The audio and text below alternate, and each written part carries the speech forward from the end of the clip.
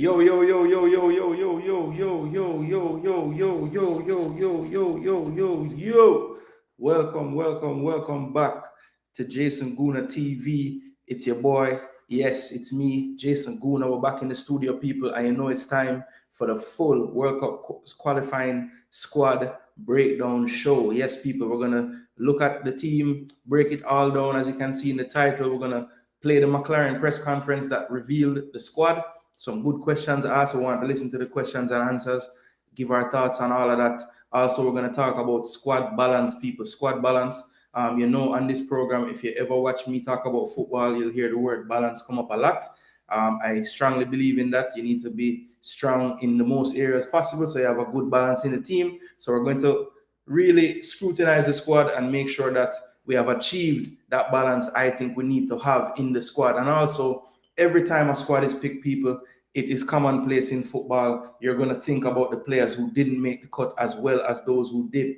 Not meaning you don't want to support the players who are there, but it's just a part of it. When you pick squads and you have selections, you must also look at, did we select the best players for the best areas and what we need in this current window? So we're going to talk about the omissions, people, or at least the ones that I see could be classified as an omission to this squad, people. But we're going to break it all down, people. As you guys enter the building, please follow the instructions on the screen you see scrolling there. Like, share, and subscribe. We are really pleased. The last couple of weeks to a month, I would say the subscribers have really had a nice jump, so I really do appreciate it. It's glad to see that the hard work we put into the channel is paying off and more people are realizing that they don't need to miss what's going on Jason Gooner TV. So big maximum respect to all those who have subscribed within the last month. Like I said, I have seen the growth and seen the difference. Haven't really changed much with what I've been doing, maybe just being more consistent with the content. Maybe people are just learning the channel a little bit more as time goes by. Whatever it is, I am greatly appreciative of that. All right, people. So let me big up the people who are the real superstars, the people in the comment section. On this platform, we like to try to highlight the comments as much as possible. It adds to the discussion, keeps it going. So we really do appreciate your input as far as our program is concerned, people. So as much as I can, I will try to highlight what you have to say. Of course, you can support the channel in another way. You like the video, you share the video, you become a subscriber. Those are great ways. Once you become a subscriber, turn on your notifications and hit all on the bell. That way you will never miss when we drop content or we are live. All right, people. Also, you can support the channel in the form of a super chat. That's another way that you can definitely show your support. Another way as well is to hit that join button on the screen. If you can find it, just hit the join button. You will see the options right there. You have a $1.99 membership, people. Just another way to show your support to Jason Gooner TV and keep the channel going and growing. All right, people, that is all of the stuff we have to get out of the way.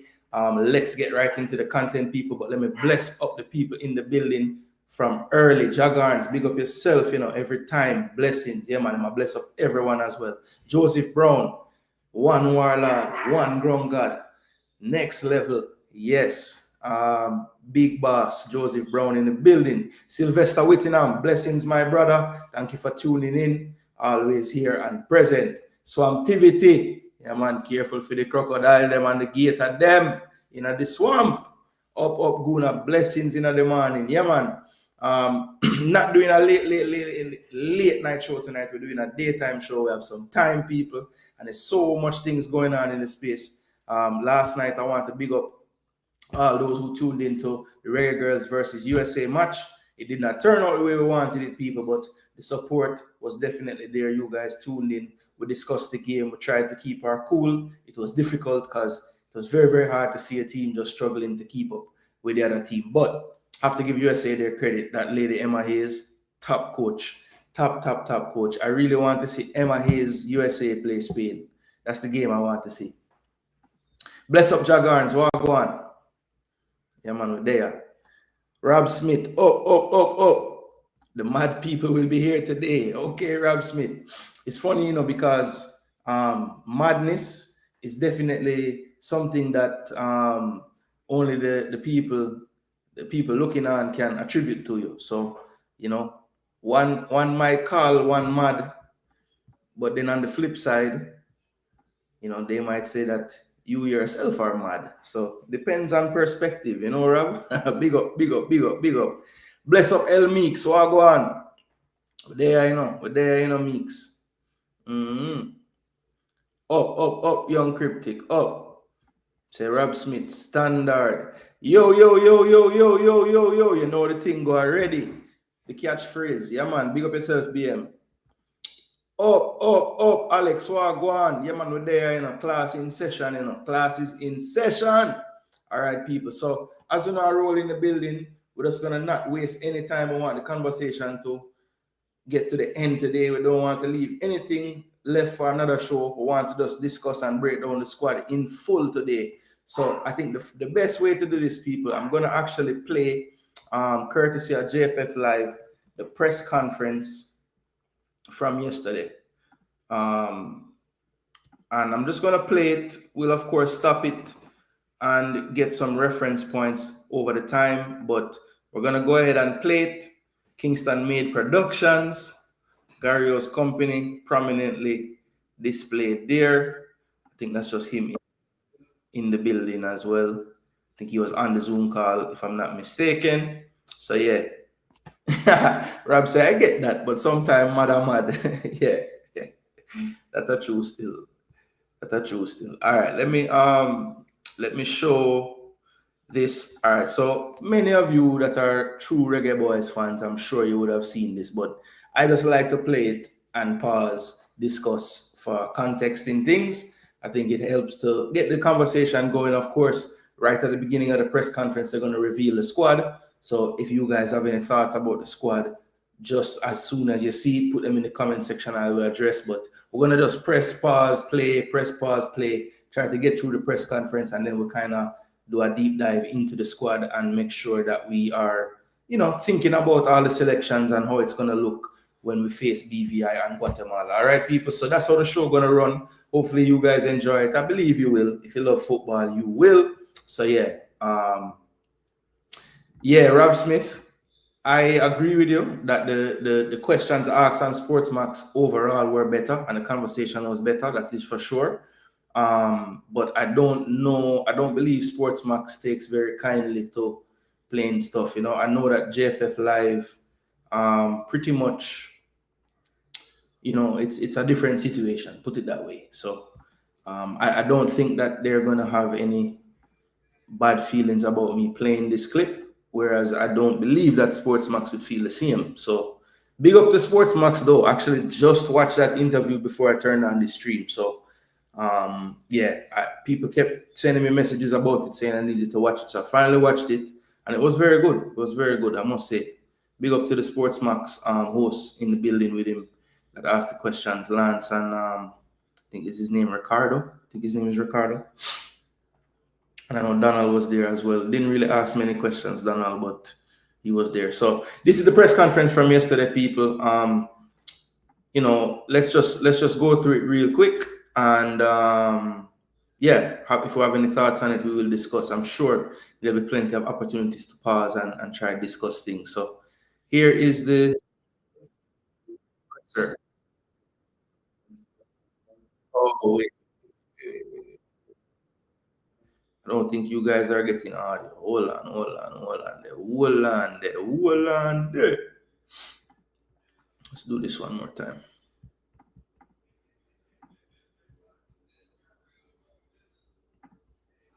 All right, we should be good now. Against the British Virgin Islands and Guatemala.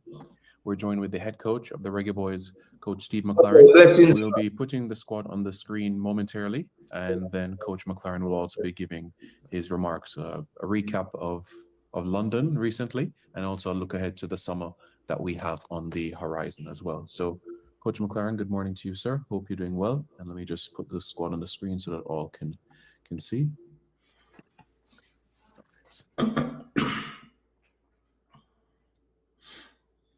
All right, so the squad will pop up momentarily, people. And I'm going to just pause the audio for a second and just look at the squad, take a look at the squad, and you guys tell me what you think about it. Initial thoughts, surprises when you saw the names. Any names jumped out at you and said, "Wow, can't believe they're there." Anybody that you didn't see that you were expecting to see. Just initial thoughts when you saw the squad. My initial thoughts, I was a little surprised that Ming got the nod. I know he played decent in the second half of the last game, but I wasn't sure if that would be enough. I had a feeling like Dwayne Atkinson was going to be there because I think the coach thinks really highly of him. You can tell when he speaks about him. And also, I think he's been really unlucky with injuries. I think he's supposed to have been in all these local teams. And even the 2 games against SVG, he would have been involved if he was fit. So I wasn't surprised that he was there. Romario Williams was a bit of a shock for me, to be honest. When I was talking about the forwards and strikers, a couple of players would spring to mind that you'll hear about in the omissions later in the show. But just initial thoughts, I was thinking, where's Ethan Pinnock? As Brown put in the comment section just now, where's Ethan Pinnock? A bit surprised Ming got the nod as that right back option, if you want to spell Dexter Lembikisa, because I thought that Holgate and Latibodier kind of provide the cover. But, once Pinnock isn't there, I thought maybe they don't want to pull Holgate and Lati from the centre-back pool. They'd rather keep them for that, maybe. So Ming was kind of needed. Tavon Gray probably caught out in the cold at this point. Still would have thought maybe they would have gone for him. I know he had mentioned that the US players weren't involved because they're in season. So we have Waite and Blake coming from the US side for the World Cup. So I figured he might go for one of those MLS right backs, whether it be Alvas Powell, who is in the Gold Cup preliminary, or Tavon Gray, who is also in the Gold Cup preliminary. So, I was a bit surprised by that one, but at the same time, that's one thing that always helps. If you have a squad for Jamaica and you can get into it and get around the coach and in his system, and you can show the coach something, that familiarity, that recency of him being in the Unity Cup squad probably really played a part in him getting the nod over any of the MLS contingent, right? So those were the initial thoughts. Like I said, very surprised Romario got over. And I have some players in the omissions later in the show that you guys, I'll try to make my argument as to why I was so surprised with Romario's inclusion. And he does talk about individual players and why they were there in the press conference. So we'll kind of pick apart what he says and see if we agree or we disagree with his takes, all right? So bless up to Pastor Lansley in the building. Big up yourself.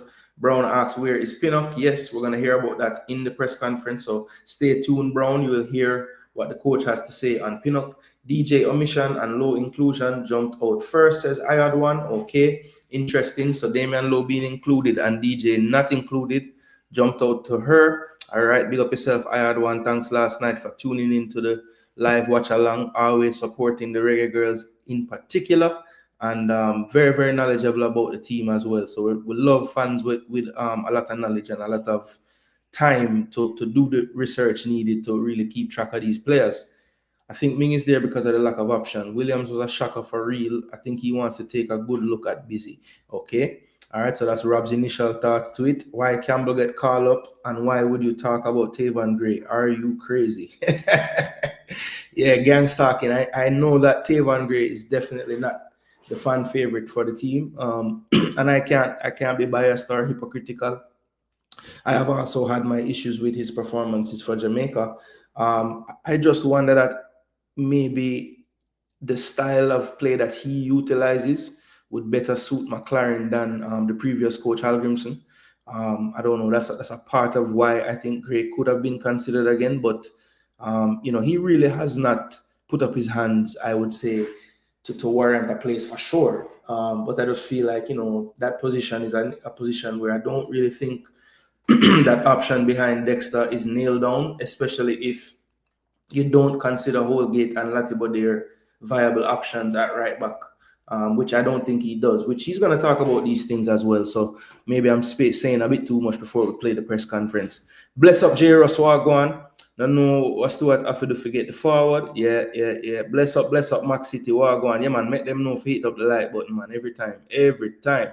Romario over Boza. Ooh, Brown again. We're going to have to play the damn clip. So let me play the clip I will go to the comment section, highlight it on the screen, maybe not talk it, but here we go, people.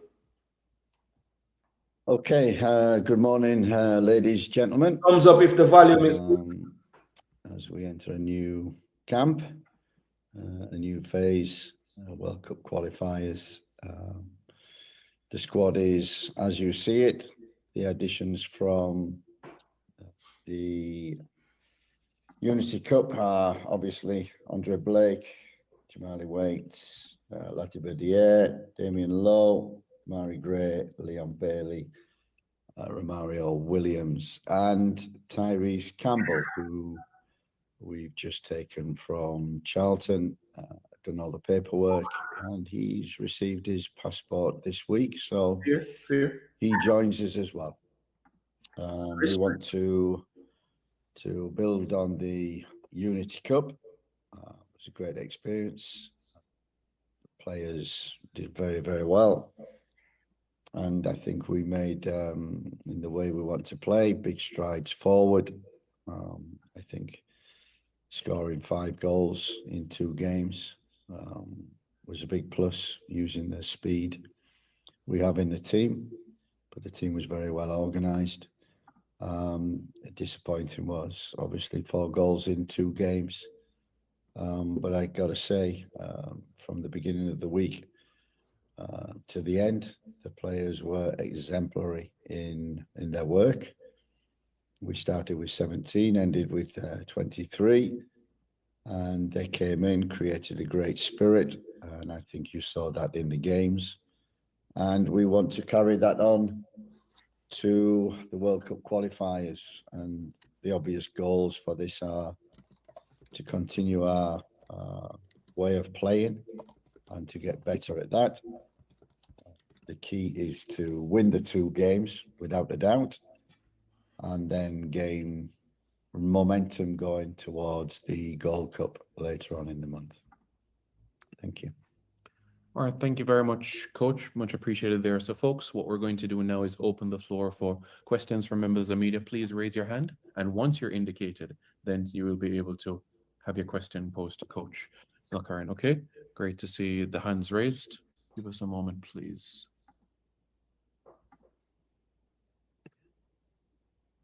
All right, let's start with Mark. Good morning, Mark. Go ahead.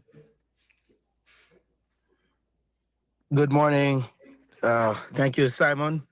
Thank you, Coach, for all that you have done and are doing for Jamaica's national team. You know, we really appreciate it. Coach, from my perspective, it appears as if you are building a very competitive Jamaica's national team. Now, with the recent form of, John Russell, Isaac Aiden, with the other complements of midfielders that we have at our disposal, Coach, can you definitively say that with the perennial issues that we do have in our midfield, can you definitively say, Coach, that you are satisfied with what you have, or better yet, can you definitively say that our midfield problems are now fixed? I wish I could say that. They're never fixed, always looking to improve. And but I got to say, Isaac Hayden has settled in very well, shows his experience, maturity within the squad. I think, the big plus from the Unity Cup, or one of the big pluses, was the form of John Russell coming into that midfield. I think he came in our first camp and then had troubles with his club, sorted them out, changed a little position, went from a 6 to an 8, bit more freedom to get in the box. And that's what you saw last week. And it's made John Russell a different player, more effective. And that's a massive plus for us in terms of that. We missed Bobby Reid, because I thought against St. Vincent, Bobby Reid provided great energy and tactical awareness and technique in that midfield. But I thought Casey did a great job. And, we've got other players coming into that midfield. Am I satisfied with that? No, I think if we get injuries in that area, then we need greater depth. We've got that depth in majority of areas, but in terms of the names and the depth, then no, we haven't. So we're still searching and trying to get better in that area. Thanks very much, Mark. All right, so I believe that was Mark Alon. You see him in the comment sections of a lot of shows. Don't really see him over here much, maybe. I don't know. I don't see him over here sometimes, but he's not here today, I don't think. But he basically asked if, the midfield, basically, does he see it as fixed at this point? And I think he brought up a point that I always drive home here at this platform, and that is the word depth. Now, a lot of times we as fans of the Jamaican football teams in general, we place a lot of emphasis on making sure that we have a starting 11, right? And I think that's why we kind of freak out so much when players are not involved in camps. So if a team comes out and we're missing one player, it's like a meltdown situation. And that's basically how we answered that question, that look, due to, upticks in form at club level for some of the players, it's looking a lot more healthy now. But at the same time, one little fall off or drop off of any of these players, and we're right back where we started.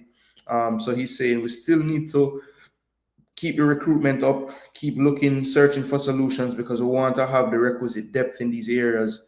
And we can't expect, the same 3 midfielders, 4 midfielders to play 90 minutes every single game. So I agree with that answer there, where he said, look, there's progress that's been made, because Russell's in the team now and he gives us a solution at 8, but we'd love to have another Russell, we'd love to have another 6, another Hayden, that we can really look and say, yes, that's a like for like sub, and we're happy with that. I think Ravel's inclusion kind of solves a little bit of the 8 and a little bit of the 10 in terms of when those players get tired and we want to make substitutions. I think the 10 area has a little more flexibility, because they have the likes of Damari Gray, have the likes of Busy in the team. They can operate as 10s as well if you want a more attacking 10, so to speak.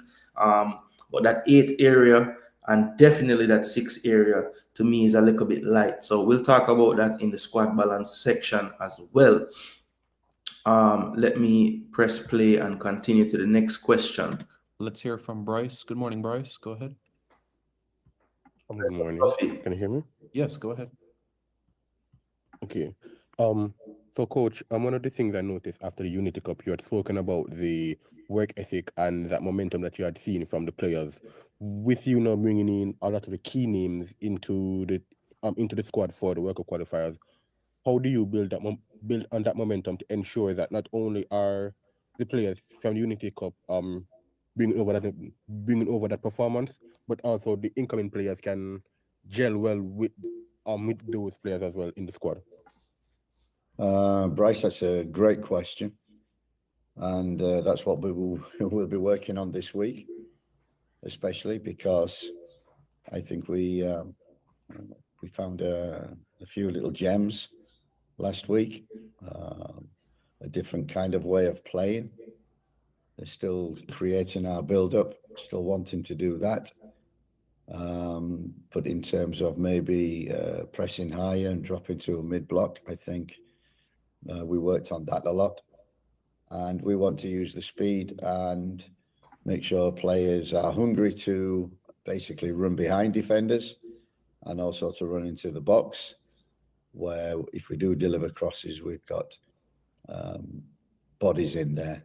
That's what I liked about last week in the 2 games, was the wide players, the front players, the energy that they provided, the work rate, the ethic, the teamwork, but also great ability in terms of being able to beat players, run behind players, use the speed, a defender's nightmare, and caused a lot of problems. So yes, you're absolutely right that the ones coming into the squad will endeavour to show them how we've progressed our game, how we've gone on a little bit. We talked about that in St. Vincent, the second game. I think they did it well.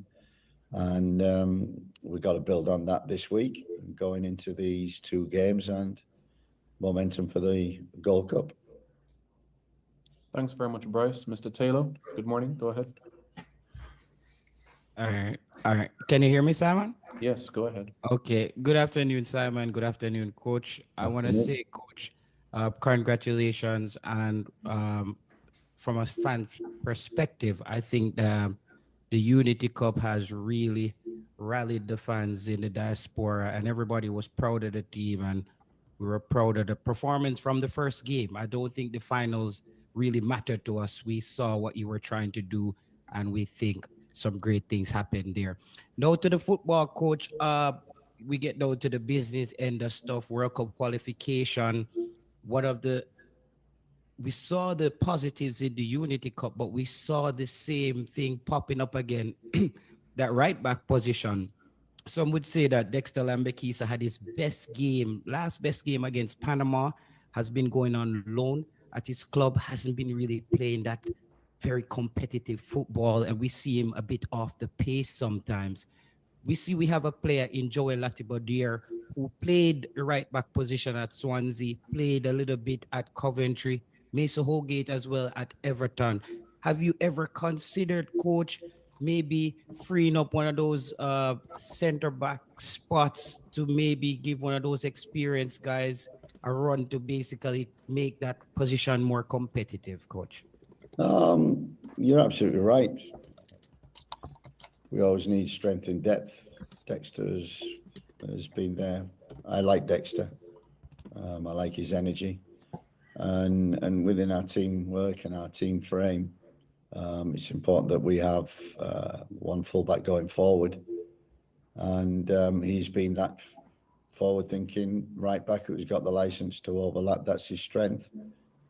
And I think you saw that, especially in the Trinidad game. I thought he was excellent in that game. We did struggle a little bit on that right-hand side against Nigeria, where they outnumbered us a lot, and it took us a while to work that out. But we did. I think Kyle Ming has come in and been very solid when he's had to play.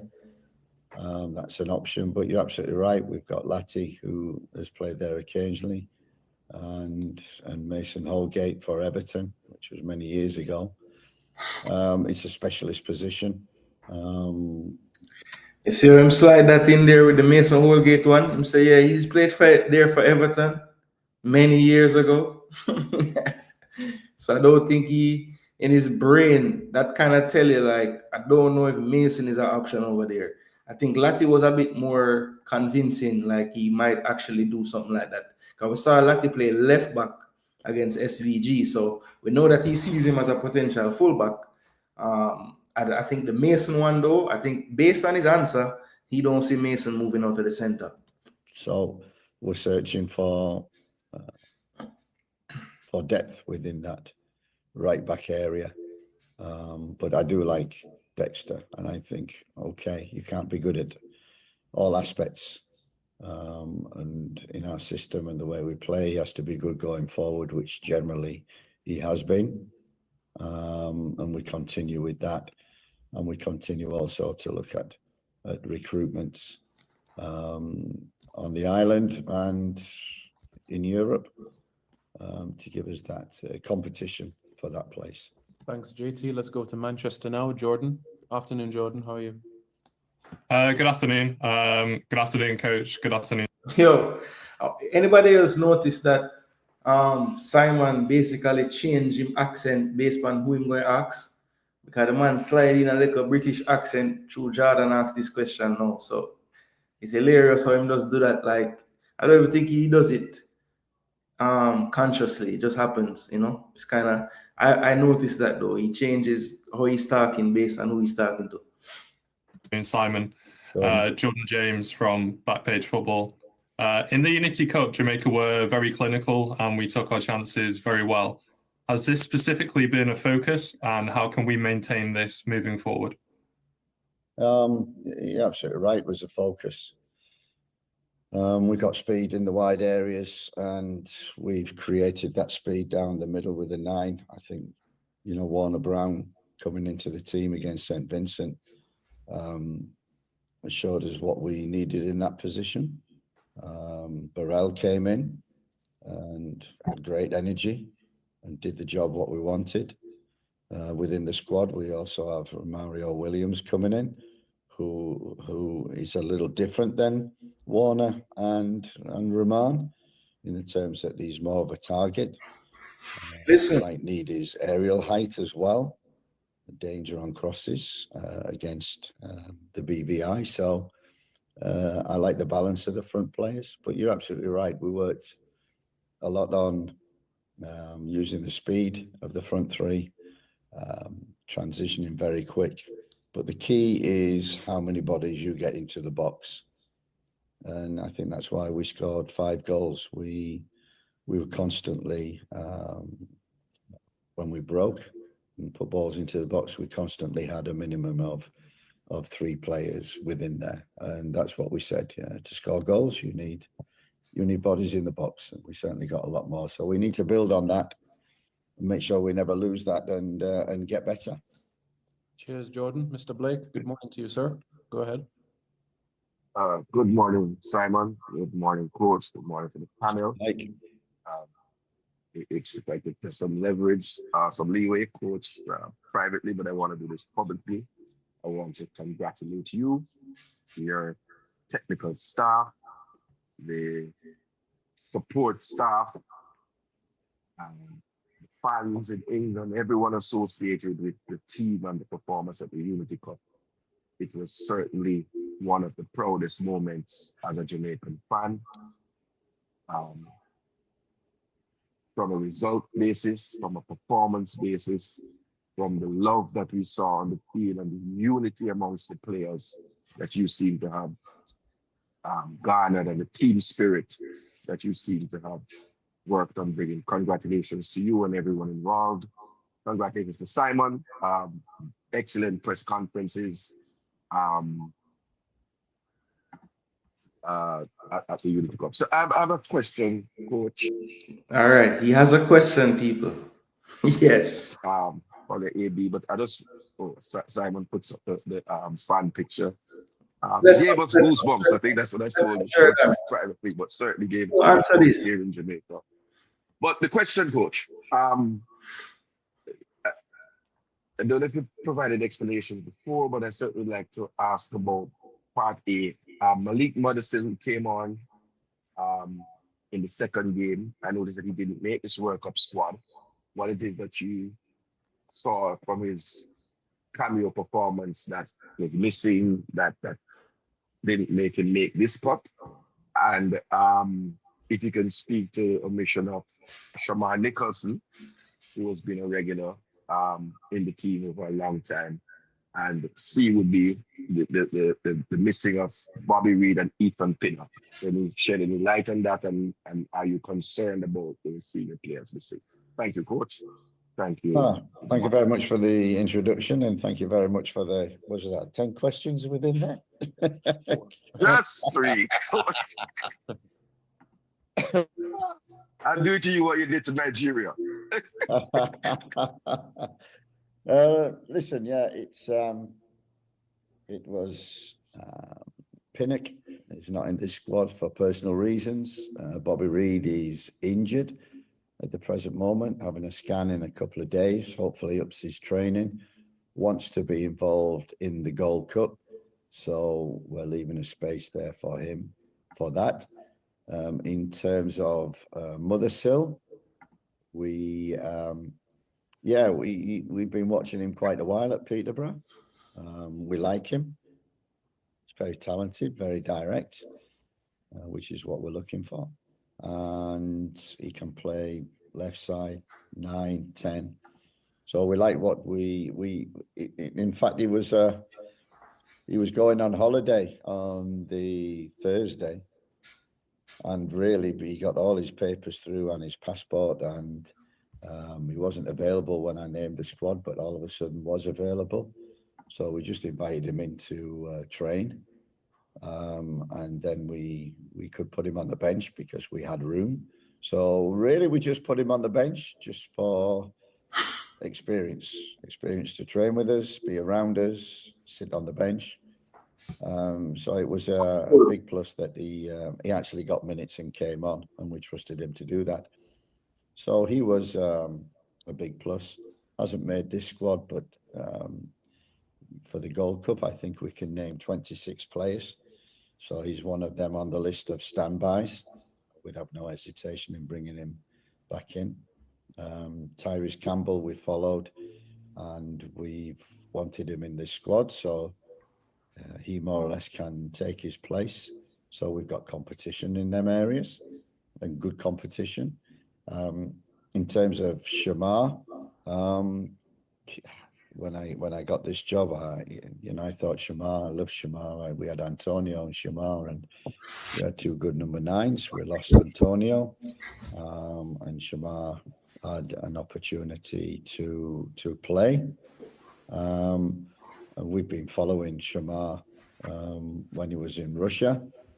And what we see is, one of the things from the very beginning was the first 3 camps, we noticed how many players were actually not playing in their club teams. And we're not playing club football. We're not playing week in, week out. And when we did come together, we could see a fall and a drop off in performances from players who weren't playing regular. So, we analysed that in the Christmas period after the 3 camps, and we said that, and to the players, that you've got to be playing in your club, you've got to be playing week in, week out, and you've got to improve in your fitness. So when you come, that you're not behind in any of that. And unfortunately, Shamar, he didn't play in Russia. He moved to Mexico. I think he played 2 games, and then was on the bench after that against St. Vincent. He played the first game, and I was, and he was, and I think the majority of people watching were disappointed with the performance. And we spoke with Shamar and said that he has to play for his club. So since going back to Mexico, he didn't play. He was on the bench, and his season finished on the 20th of April. I think it's maybe starting again in pre-season now, but not starting. So that's quite a break, 20th of April until now. And it's a long break, and we felt the condition of Shamar at this present time wasn't up, and we can't bring him in camp to get him fit. You have to be fit when you come in camp, and I think that was the main principle of our ruling, of our decisions, and that's what we felt with Shamar, that we didn't feel that coming he would be 100% fit. So it's up to Shamar. As I said from the beginning, I like Shamar. He's my kind of 9. He's big, strong, and can run in behind, can hold the ball up, and can score goals. And that's what he's got to start doing for his club. And without doubt, this is a big year. There's a big few months coming up. I know he's now working very hard and going back to Mexico and getting some form where he may be able to come back into the squad. But I think what we saw from Warner Brown and what we saw from Burrell at the weekend was that energy that 9s must now produce, and it showed the difference in terms of our intensity with and without the ball. Thank you, Mr. Blake. Jason, please unmute. Go ahead. All right. So basically, you heard he touched on all the players Cataract asked about. He asked about Mothersill. He explained the whole situation. Look, the guy was on his vacation just about. They asked him, or about to go on his vacation. They asked him if he wanted to come and train. In doing so, they realized that he got his paperwork and everything. So they were like, well, we could actually use you in the team for the next game if you want to do that. He said, sure.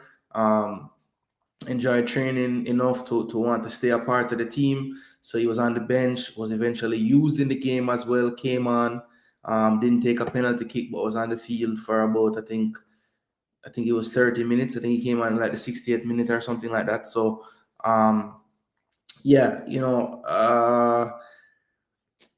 look, when I look at the attacking options in the team, it was a him or the other guy thing. Tyrese Campbell seemingly is ready now, has his papers. Based on how the coach spoke about him, he's somebody that he wanted in the team already because he said he takes his place, right? So I guess he had already seen him as a viable wing option in the depth chart. I think Mothersill, just based on where that we saw him play when he came on, they put him at striker first, and then they moved him back into a more number 10 midfield role once Warner Brown came on. So, maybe it's a case where he doesn't see where he fits in the striker depth chart, doesn't trust him as much as he would trust Romario Williams. Maybe he's too similar to Warner Brown and Burrell, and currently they are ahead of him in the pecking order just based on how much he would have seen all the players. Look, I don't want to speak for McLaren, but it seems like Mothersill kind of needs a little more time for McLaren to figure out where he fits in the whole scheme. So that's Mothersill's situation. Then he very briefly just said Ethan Pinnock is away from the team for personal reasons.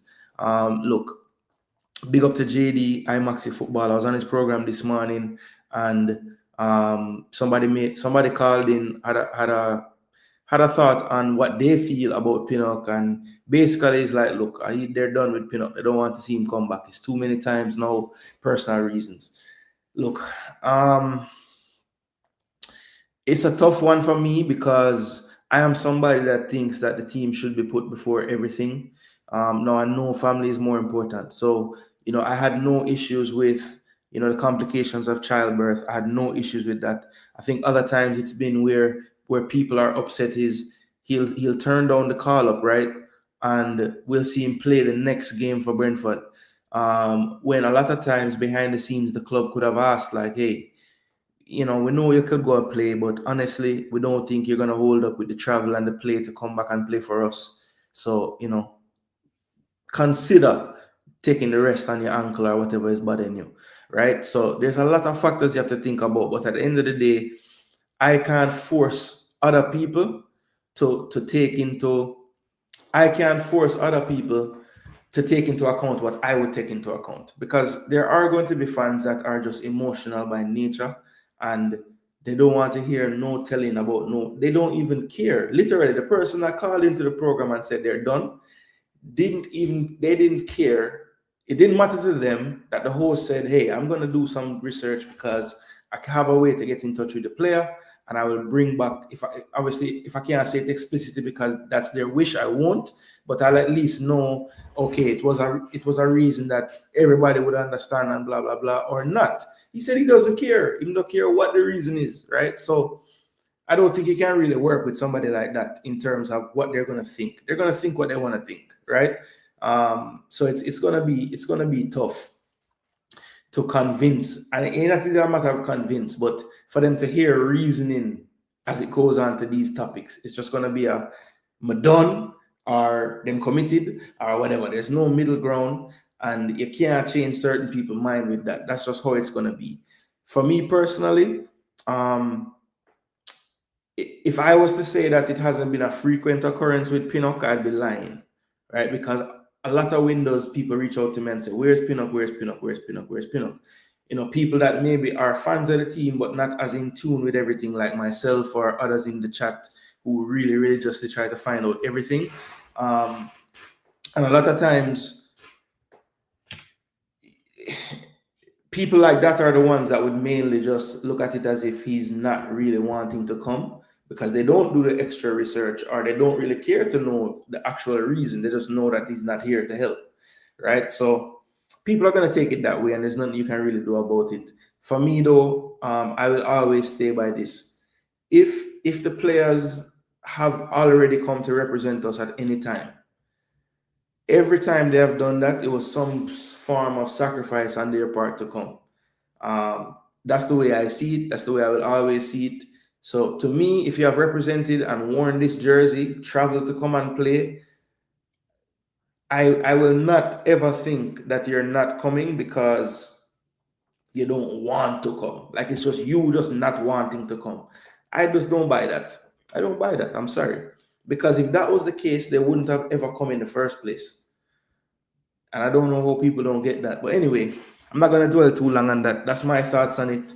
Disappointed. Obviously, I would rather Ethan was in the pecking order in the pool to play because we know he's probably our best defender. If everybody's playing their best football on any given day, I think nobody reaches where Pinnock can reach. And that's just the bottom. That's just the facts, you know. But good, luckily for us, I think the centre-back area, even though we're down Deshaun Bernard, is still one of the, I would say, one of the deepest pools that we have currently. So I still feel like we can put out players more than capable of getting results against the opponents we're going to have in these games. So, you know, it's not the end of the world, but at the same time, I think Ethan at this point as well, with his stature in the team, if he happens to see this content or somebody clips this and sends it to him or he sees it, all I would say to you, Ethan, is I think at this point, the stature that you currently hold in the team and how fans view you as a player, maybe like kind of having a message for the fans would be helpful. You know, even if it's a short little story, video, just a post, just saying, hey, with you guys, just to say, like, just I think that would go a long way to just showing people that, yes, the fans are still in my mind, my heart. You know, I'm dealing with what I'm dealing with, but at the same time, I know that, you know, you guys would much rather maybe be a part of this thing. I think that would go a long way. I don't know if anybody agrees with that, but that's how I see it. I mean, it couldn't hurt, you know, it couldn't hurt. And as I said, Ethan, it won't convert or help some people with their takes on you. It is what it is with some people, but just know that those people don't speak for everyone. Zine? All right, let me check in with the chat. So I said Mothersill, I said Pinnock. He said Bobby Reed currently injured, which I was getting reports of that more than likely if we see Bobby this summer, it will be at the Gold Cup. That's kind of where his eyes are set towards. Even though we saw him in and around the team and in the stands supporting, he's not quite there for these two games. So hopefully, you know, that would probably mean that maybe potentially the first couple of games of the Gold Cup might be too soon as well. But once we get to that third group stage game and then potential knockout games after that, he might be ready. So could still be worth a look in for the Gold Cup squad. So I think that's all the players, right? Mothersill. Okay, the last one, of course, was he spent the longest time speaking about. And I think McLaren in his mind knows that Bozza's exclusion is something that he has to kind of justify to the fans. He knows that Bozza is somewhat of a fan favorite, even though some of you might argue and say not currently. But I still feel like he's somewhat of a figure in the team that people just are used to seeing at this point. And also, he has some credit in the bank as far as bigger games are concerned. I think that, especially that Canada home and away series, I think people will always have that etched in their mind. Like when we needed this big result, it was Bozza popping up with 2 goals in that game, you know? So I think he's bought himself a lot of goodwill amongst the fan base, regardless of his recent run of form. And that's basically what you've been hearing. You know, Shamar, he scores for the national team. He's the best scorer for the national team that's in the pool right now. So how is he not being looked at? So I think that's a part of the reason why, if you listen to this answer, McLaren took most of the time answering on Bozza, trying to kind of rationalize and explain his reasoning behind not bringing him, right? So, look, he basically said it has to do with them trying to have a standard now where they don't want the national team to be where they're gaining their fitness. So I know a lot of times the narrative used to be the national team should not be where we're developing players. McLaren did not say that. What McLaren said was, this is not where we want to be working on people's fitness, not within the national team setup. They have to come to the national team with a certain level of fitness that's there already so that they can just work on what they need to work on and not worry about getting players up to speed fitness-wise, right? So I thought it was interesting. BM is contesting what he's saying. Said that Shamar played 9 games, which is true. But I think what the coach was referring to when he said the 2 games was when he first arrived at the club. And I know he didn't say this explicitly, but this is how I interpreted it. He had the first game that he played. I think he came off of the bench, right? If I'm not mistaken, he came off the bench. Let me check. Hold on, people. I'm just checking something real quick. I want to fact check the coach here. All right, so no, the first game he played, he started when he came from Spartak. And then the next game, I think he did come off the bench. No, he started again. That's the game when he had some big chances missed. So he started the first 2. The third game, so I think this is where he messed up, because I think he was referring to how many times he started. So he started the first 3 games he was there, right?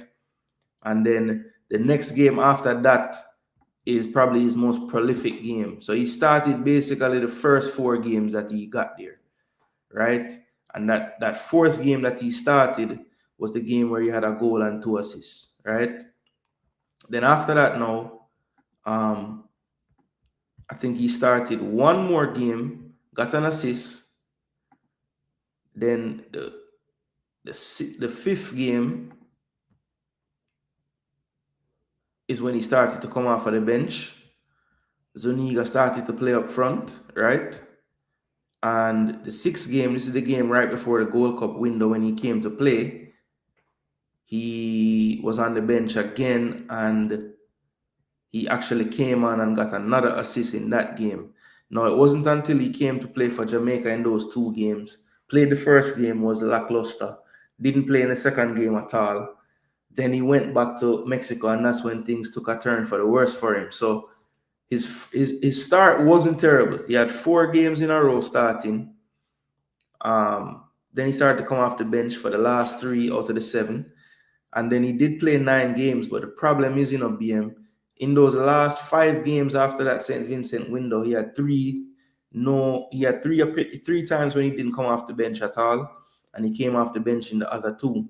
So, even though he played 9 games, he played a total of 429 minutes for about 48 minutes per game. So, look, for him to say he only played 2 games, I think he was referring to the window after St. Vincent, because it's true. He only played 2 games. Now, it was only 2 out of a possible 5. And that would have been all the way from April 20th. So for him to be out of football since April 20th, his last game time being April the 16th, right?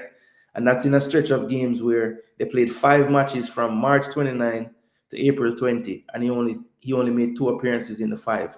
So I think when he said he played 2 matches, he wasn't incorrect, but he didn't really specify what time frame he's talking about. But that's the time he's talking about. But from the time when he last had a camp for SVG, he only played 2 matches.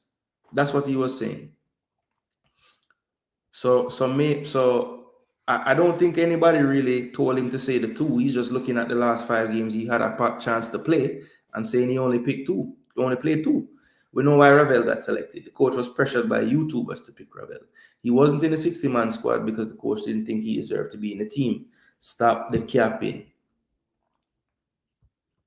Boza and Karai are both in a sticky situation, says Chorus.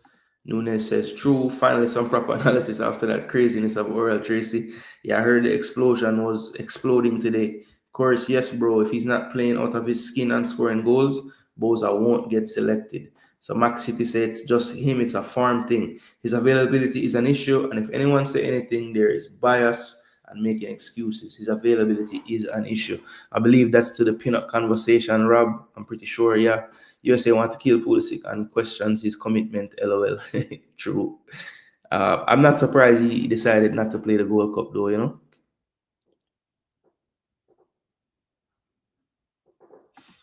Did Coco Goff win today? I hope she did, Put on the wrong buckle. Channel star. BM no junk.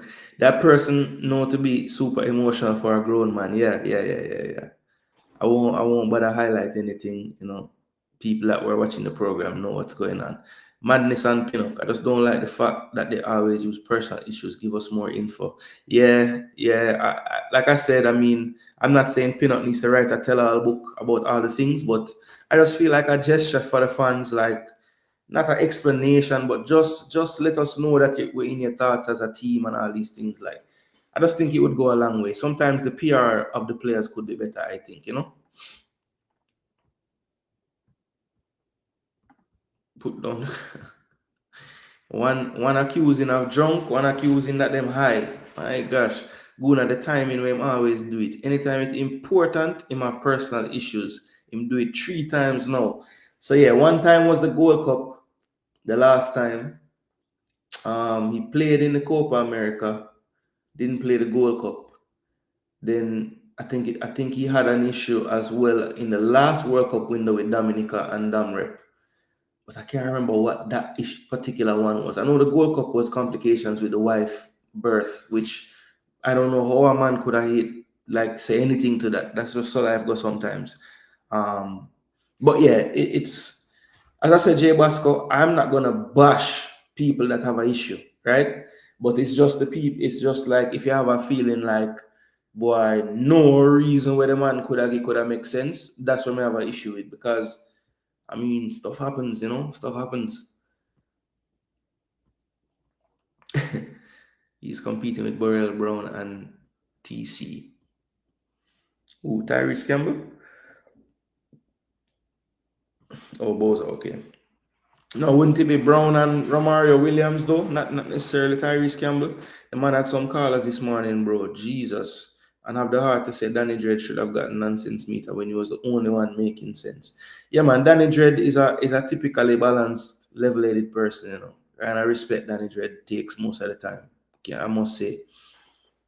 Don't always agree with everything, but at least when he have a take, it will give you some kind of reason how he even get to that take, you know. And I can appreciate that at least. Could it be that already knows what he wants to do with Mothersill, but wants to see others against Minos? Could be that as well. Like he kind of knows what level he'll bring. So maybe this window, but the Minos part though, I had one. I mean, I would have liked to see Mothersill against a Guatemala. You know, I know Guatemala isn't the benchmark, but it's a tough CONCACAF team that I think, you know, you would want him to test. Because you want to see how him game translate against Central American teams. Like it's a whole different ball game. You know, they play differently from Caribbean teams or you know, European teams or African teams or whatever, you know, whoever we've seen him against. Central America is a different type of ball game. Well, not everyone that's age is grown to be true. This coach seems serious with the game time rule. Yeah, he put his foot down on a few things, you know, but let's just see the consistency. Ethan Pinnock is a good defender, but when he plays for Jamaica, he holds on the ball too long and put the team under. Then boom, long ball. Okay, so Pinnock is too relaxed for you in possession for Jamaica. All right, Brown. I will have to really analyze the next time I see him play for us and see if I totally agree with that statement. The problem is Oral doesn't follow the team nor the players. That's a big problem, bro. The man don't know nobody. I heard him today asking for Bernard to be back in the back line. He probably don't even know the man don't play from January time. I can count once he's made consecutive windows. His availability is an issue. Nunes News Network, and that's a good thing once across the board, bro. Yeah, that's what I said. Consistency is the key. We were all done with Bailey too. Exactly. People, I don't know why. It's like sometimes I hear the thing like, you know, we didn't like these players a couple of years ago. Why are we calling for them now? Because they might be different players than they were years ago. That should never be something that is surprising to people. Just because I didn't want a player in a window for the last World Cup qualifying campaign doesn't mean I won't want that. Like I can't want that player this window. I mean, form changes. How you feel about players changes over time. Ethan Pinnock does this every summer. I remember the Gold Cup 4 years ago. He didn't show because he wanted to focus on his club. Like seriously? Yeah. So BM. I see who else I see with this type of take. There's a few in the comment section that are kind of like fed up, you know. And as I say, I can't tell you what to think. I can just give you my take on it. You know what I'm saying? See what I meant this morning on JD show. Big up Conrad, walk on. The workout boss that, you know, ever there gym. Me need the workout plan, bro. Cause the other day I stand up on the scale and I said, Jano, what if somebody did want to take me out of retirement and make me play ball? I couldn't make a side right now. But he's spreading the nonsense to the public. Look, if there's someone who can take his game, let's do it. That is how our team is built. That's why I can't drop Cephas or Dixon unless they are underperform. Okay, so your fan club say your latest is the greatest, you know? Ethan Pinnock feels his game is safe. That's why he shows up when he feels like it. Okay, so BM say it's deeper than personal reasons. It's just that he knows ain't nobody gonna take his spot when he come back and play. All right. So I guess in your mind, BM, it don't make sense we don't call him again. It makes sense we call him and bench him so that him see that he can bench. Maybe that will help. You think, BM? Let me know. It seems to be all across the board. Okay. Yeah, listen, man. I have to shut it off after the voice note. Them couldn't listen anymore. World dishonest, brother. He willingly uses his clout to spread information, misinformation.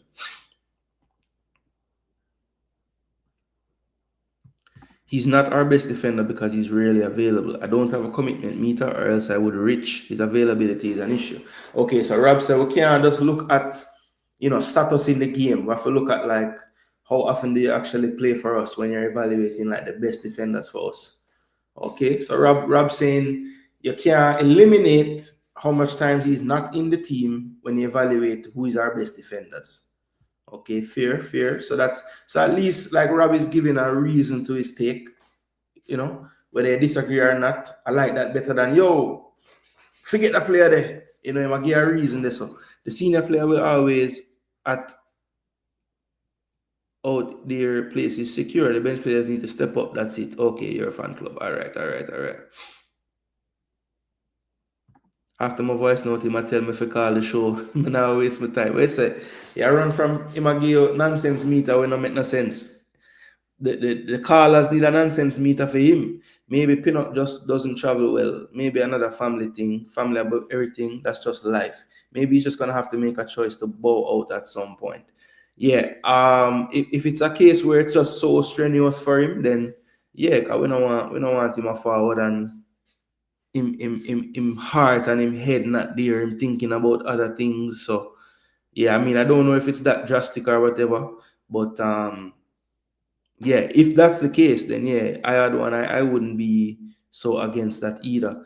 Ethan, all I can say, don't let the fans question your commitment. Yeah, that's why I say chorus, like, you know, while myself, I don't question the commitment part, I do feel like, you know, him can at least have like a message to the fan base, you know. Jason, you're making it seem like people are unreasonable. Every time a squad drop, checking if he's there or not is the first thing I do. No. I'm not saying, I'm not, well, if that's not my intention, if that's how I'm coming across, I'm not trying to be unreasonable at all. I'm trying to understand everybody's perspective, you know. Some people just emotionally for the wrong reason. Diego Carl pointed out to him that we still have a lot of the core players, and the man have to move the goalposts about what he thinks is a settled team, boss. Man not following the team. Yeah, that's another thing that didn't make sense. That's what I'm hearing his narrative being like, it's too much chop and change. But you look at the team, like, it's 24 players named. I would say about 16 to 17 of them like have been making the squad. So I don't know what he's talking about. That's not that much turnover. If chop and change would be a 24-man squad, 14 of them new that you haven't seen in the last year or two. You know, like, that's not the case. Family come first, football after. I must commend the coach and the stand he took. Him just go give you a nonsense meter when you don't agree with him. It's a psychological trick of publicly humiliating people who dare put any thought into anything he spouts and disagree. Not just the Canada series, but Boyz is the reason Jamaica is still alive in World Cup qualifying. Scored a lone goal against DR and scored a brace in a 3-2 win over Dominica last year. Yes, that's very good to bring that up as well. That was after. And I think that's the last time he had goal contributions for Jamaica since. Yeah, I think it's been 8 games, I want to say. 8 or 9 games since him score or assist for Jamaica. Back in the day, Gregory Messon got injured and never regained his position because a young and hungry scholar stepped up.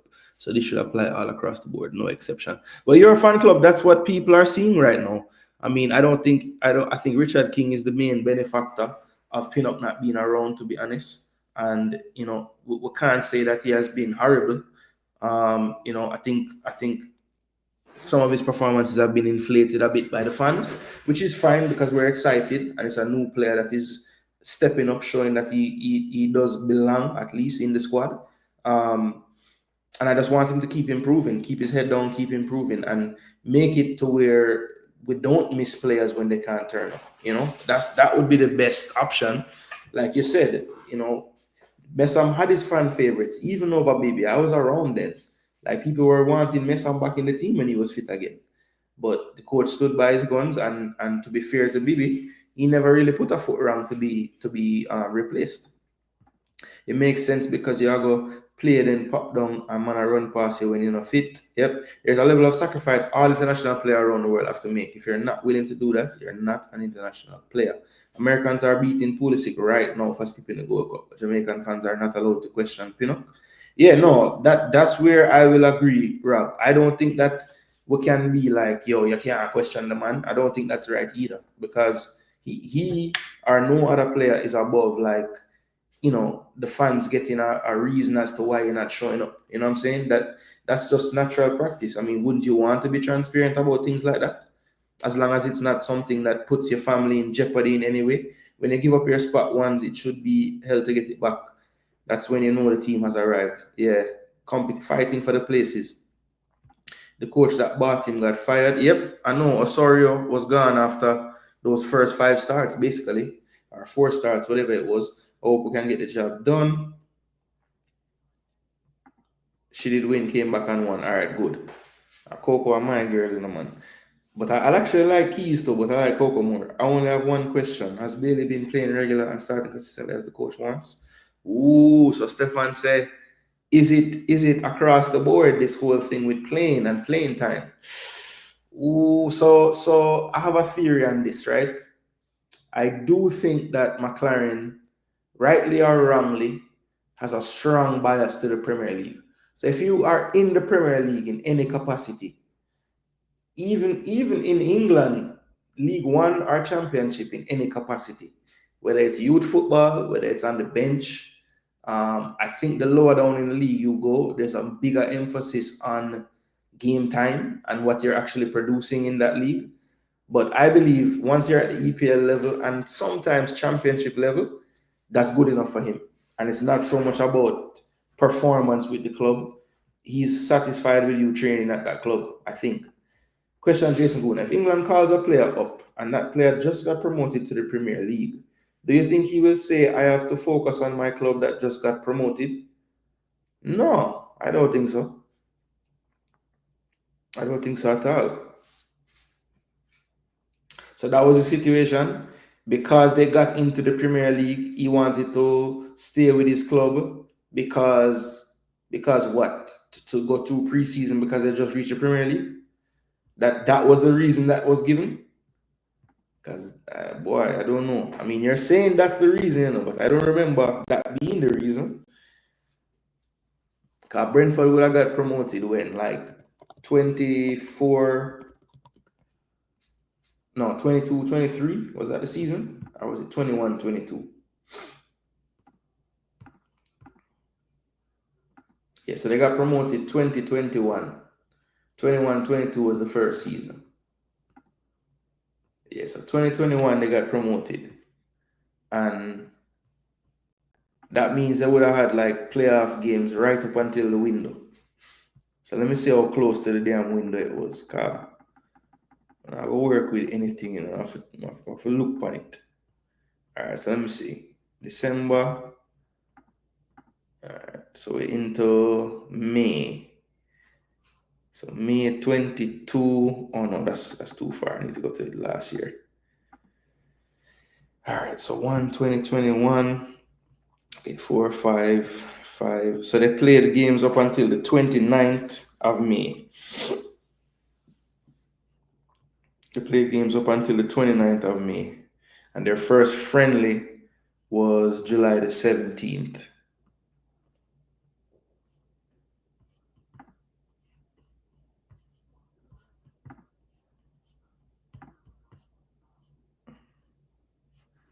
was playing preseason. 28 they played Man U. All right, so let me look at Jamaica now.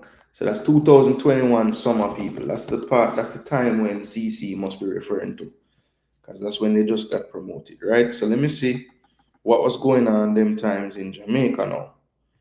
So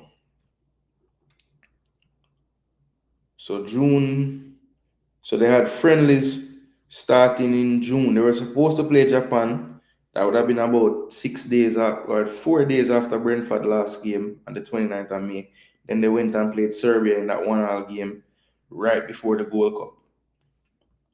Yeah, so he just wanted to focus on preseason with Brentford, which, yeah, people not understanding why that would be the case, but let the man decide for the brother. Don't know.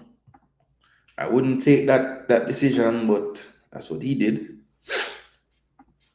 And it definitely helped his career because he was, in teams of the season and basically start for 3 seasons in a row until this year.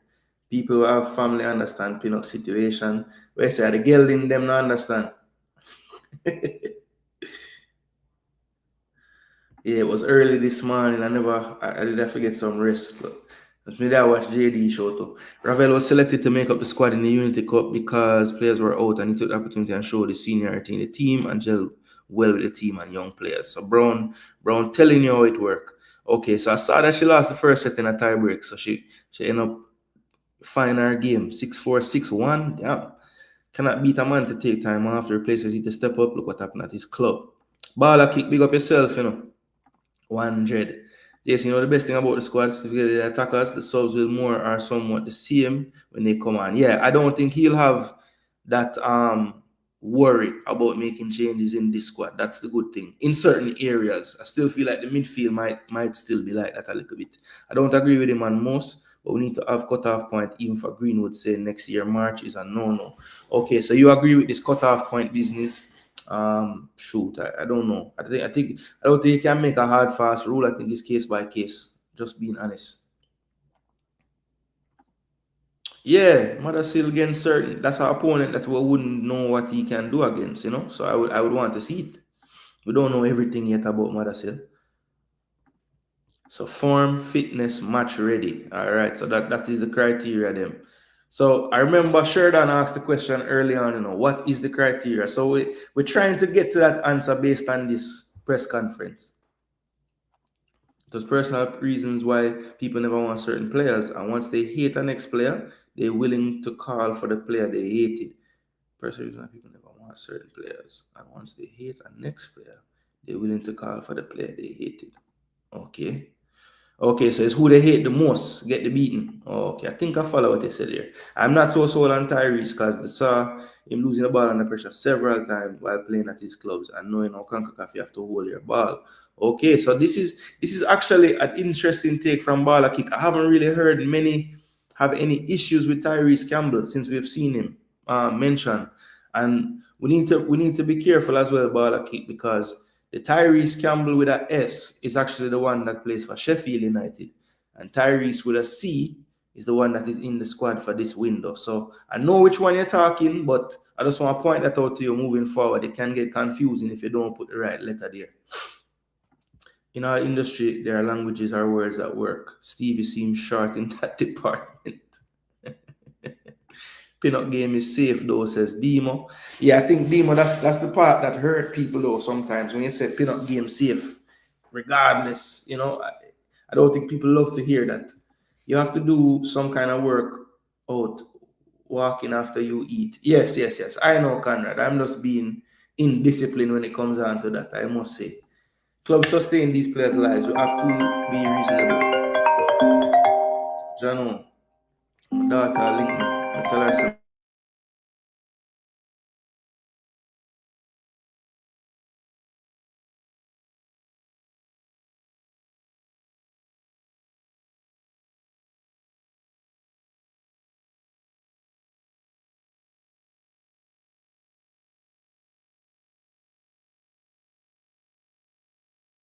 Yeah, people, I have to answer my daughter calling me from Jamaica. She should be having too much fun to even call me, but she miss her daddy. You know how that go. I think she calling her mom now. Family is one and important, but everyone in the team dropped from sky. That is true. That is true. We can't act like him is the only man have family. That is a very good point. Ethan Pinnock plays EPL, so people always call for him. If we had 4 EPL CB, then I'm not sure he'd be missing for 37 games out of the 62 we have played since his debut. Fair enough. Fair enough. Competition for place is not there against him particularly, so he kind of take advantage of that. All right. All right, so we have a super chat on the board. So we want to highlight it. Big up to Brown. It's a question for everyone. Would you start Cephas and Dixon over Bailey and Gray? So people in the comment section, please answer Brown and respect his super chat. Would you start Cephas and Dixon over Bailey and Gray? Look, I don't think, Brown, the way I'll answer that, I don't think that there's like an answer that you can just give blanket. Show me the opponent, show me the system the coach want to play, and I'll tell you which 2 of the 4 players should start. I don't think it should just be, hey, these guys played so great in the Unity Cup, them have to start. It's about what the coach want to do, because I do think that Cephas have a different skill set to what Gray bring. So it just depends on what the coach wants done. You know, maybe I'm just thinking too much of it like an analyst coach, but I can't answer it just with a blanket statement. This man start over this man. No, I don't think that makes sense. You could make the JPL and McLaren would pick you for the national team.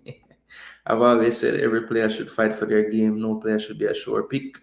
Yeah, I mean, I have no issue with that either. The only reason why anyone is defending Pinnock's availability because we believe we have to protect players from diaspora, from the big bad locals. And Rob Smith, that might be true, you know. But I think another thing that happens is the opposite as well. So, like, if somebody comes out and says, you know, why this player made the team, people think it's a heritage only mindset and no JPL can make the team, and then they get defended. So it's a constant defending game being played by the fans. Like, we don't need to defend a side, just defend our points. You know, it's not just because I defend a player in this instant don't mean that I hate every player with the same circumstance. You know what I'm saying? Like, I can look at it like, okay, I see why King and Busy are in the squad because of what they've done over a period of time at Cavalier and in the Caribbean. And he seems to have a mindset that the players that know more about that structure of the Caribbean football can help the team. So he has made me see why he sees value in these players. So I can understand it. It's more palatable. You know, some other times it's just like, me not like heritage player. With no reason. Just, I don't like heritage players. And it's like, come on, like, give me a little more than that. I mean, you just don't like them, like all of them, not one of them. You know? I don't know. Because I don't hate every JPL player. Regardless of what people would say about me, I do not. I don't. Big up Team Aggressive Wagwan. Commitment is key, and that's why Ravel is in the team, because he didn't get selected, but when he got the call, he was on the next flight. That is true. Show commitment there. The locals should be glad Pinnock and other players can't make it. They will get a chance most of the time. Okay, so Conrad said, while them are bone them out, them not say that it's actually helping to get more local players in the team. Boza is my baller. The player who's performing should get the nod. All right, so Corey said he can drop him in favorites and just see reality right now for Boza. Boza was dropped because he played poorly versus St. Vincent. Grimmy never cared because he was getting goals out of Boza. Exactly, the coach is biased. Leon Bailey ain't doing a damn thing at Villa, but I'm sure he walks into the starting lineup. Well, we don't know that yet, BM. We don't know that yet. That was Ethan's first reason. Just saw a video with Chippy. Haven't seen that man feel like. I haven't seen that man since like St. Vincent. That was his reasoning. Please factor in the disorganized JFF. Yeah, know yourself. I guess that's the thing that is getting lost in the convo, right? That none of these things that cause players to have issues or what they label as personal reasons, maybe the players take that and shield what the foolishness actually was. That is true. That is possible. That's a big point. Know yourself. I mean, we can't disregard that too. Charlton got promoted recently, and Tyrese Campbell will be here playing for Jamaica the week after his team got promoted to Championship. Yeah, that's true. Let's see if Tyrese is in the Gold Cup squad, because that's what Pinnock turned down, was the Gold Cup. So let's see if Tyrese is in the Gold Cup squad as well. You know, because if he's not in the Gold Cup squad and in the World Cup qualifying squad, you know, one could surmise that, you know, he too would want to go back to his team to get ready for the championship season or whatever. Why didn't the team fly to BVI? What am I doing? Take a boat? Or you mean straight from England to there? I don't know. I bet you England have straight flights from there, but I don't know. I don't know why. At the very least, maybe the players that were in England already could have just flown there, you know? Pinnock is doing what all of us have done at some point, and that's calling in sick. And that's exactly where I'm going, Jason. Coaches have to be more consistent with their reasons for selection and non-selection. It's easy to pick up on certain biases. Yeah, it's true. It's true. Some wives can be toxic, especially in the off season. Curry's gone to wife, Jano. I think the coach basically said decision time is coming for all on Sportsmax. Yeah, that's true. We only call off because we know we cannot be readily replaced. Pinnock was on the bench. Yeah, tried to beat the man back and start of it his family. Okay. Rob Smith, the players who are from Jamaica would have to buy tickets like that because you need to leave England.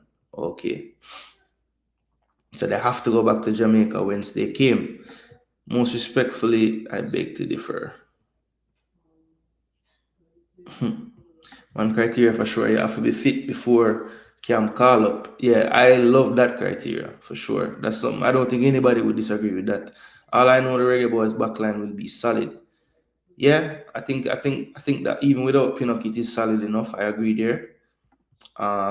People do have life other than Jamaica team. Yeah, but Conrad, I mean, the point about international players sacrificing is a valid one though, because you know all these players around the world that play for their national teams in their off seasons, you know, they are all sacrificing too. But we are going to lose a day, yeah, of preparation. Of course, they start over both. Yeah, so Brown, your question answered by Demo there. Let me see if anybody else. Brown, simply yes. That hard. 100% Cephas over Bailey. Demi, bring Demi. Bailey off bench. Okay. Look, people, Bailey at best is a bench option. Jason, I wouldn't change this team against BVI. Although versus BVI, maybe we can play Gray into form. That makes sense, Jason. So that was my answer about like show me the team, show me the setup and system. But again, it's me being analytic and coaching minded. That's why I would have that approach. I could understand it from a fan perspective though, like yes, start the man them who are shot right now. You know, wants to be an international summers are required. Rob Smith, you can't buy tickets when the squad wasn't named. Not both, but Cephas and any three based on game opponent. Okay. So he's saying not Dixon, but for him, Cephas is undroppable right now. Cephas can take Bailey in the 48 minutes if he's not performing. Take off Bailey, okay. Bless up Tycoon, what go on, bro? I don't see how anyone can defend Pinnock availability. I'm honestly shocked. We are playing BVI. The team has never looked this dangerous before. Why wouldn't you as a coach see if it's a one-off thing or is this something sustainable?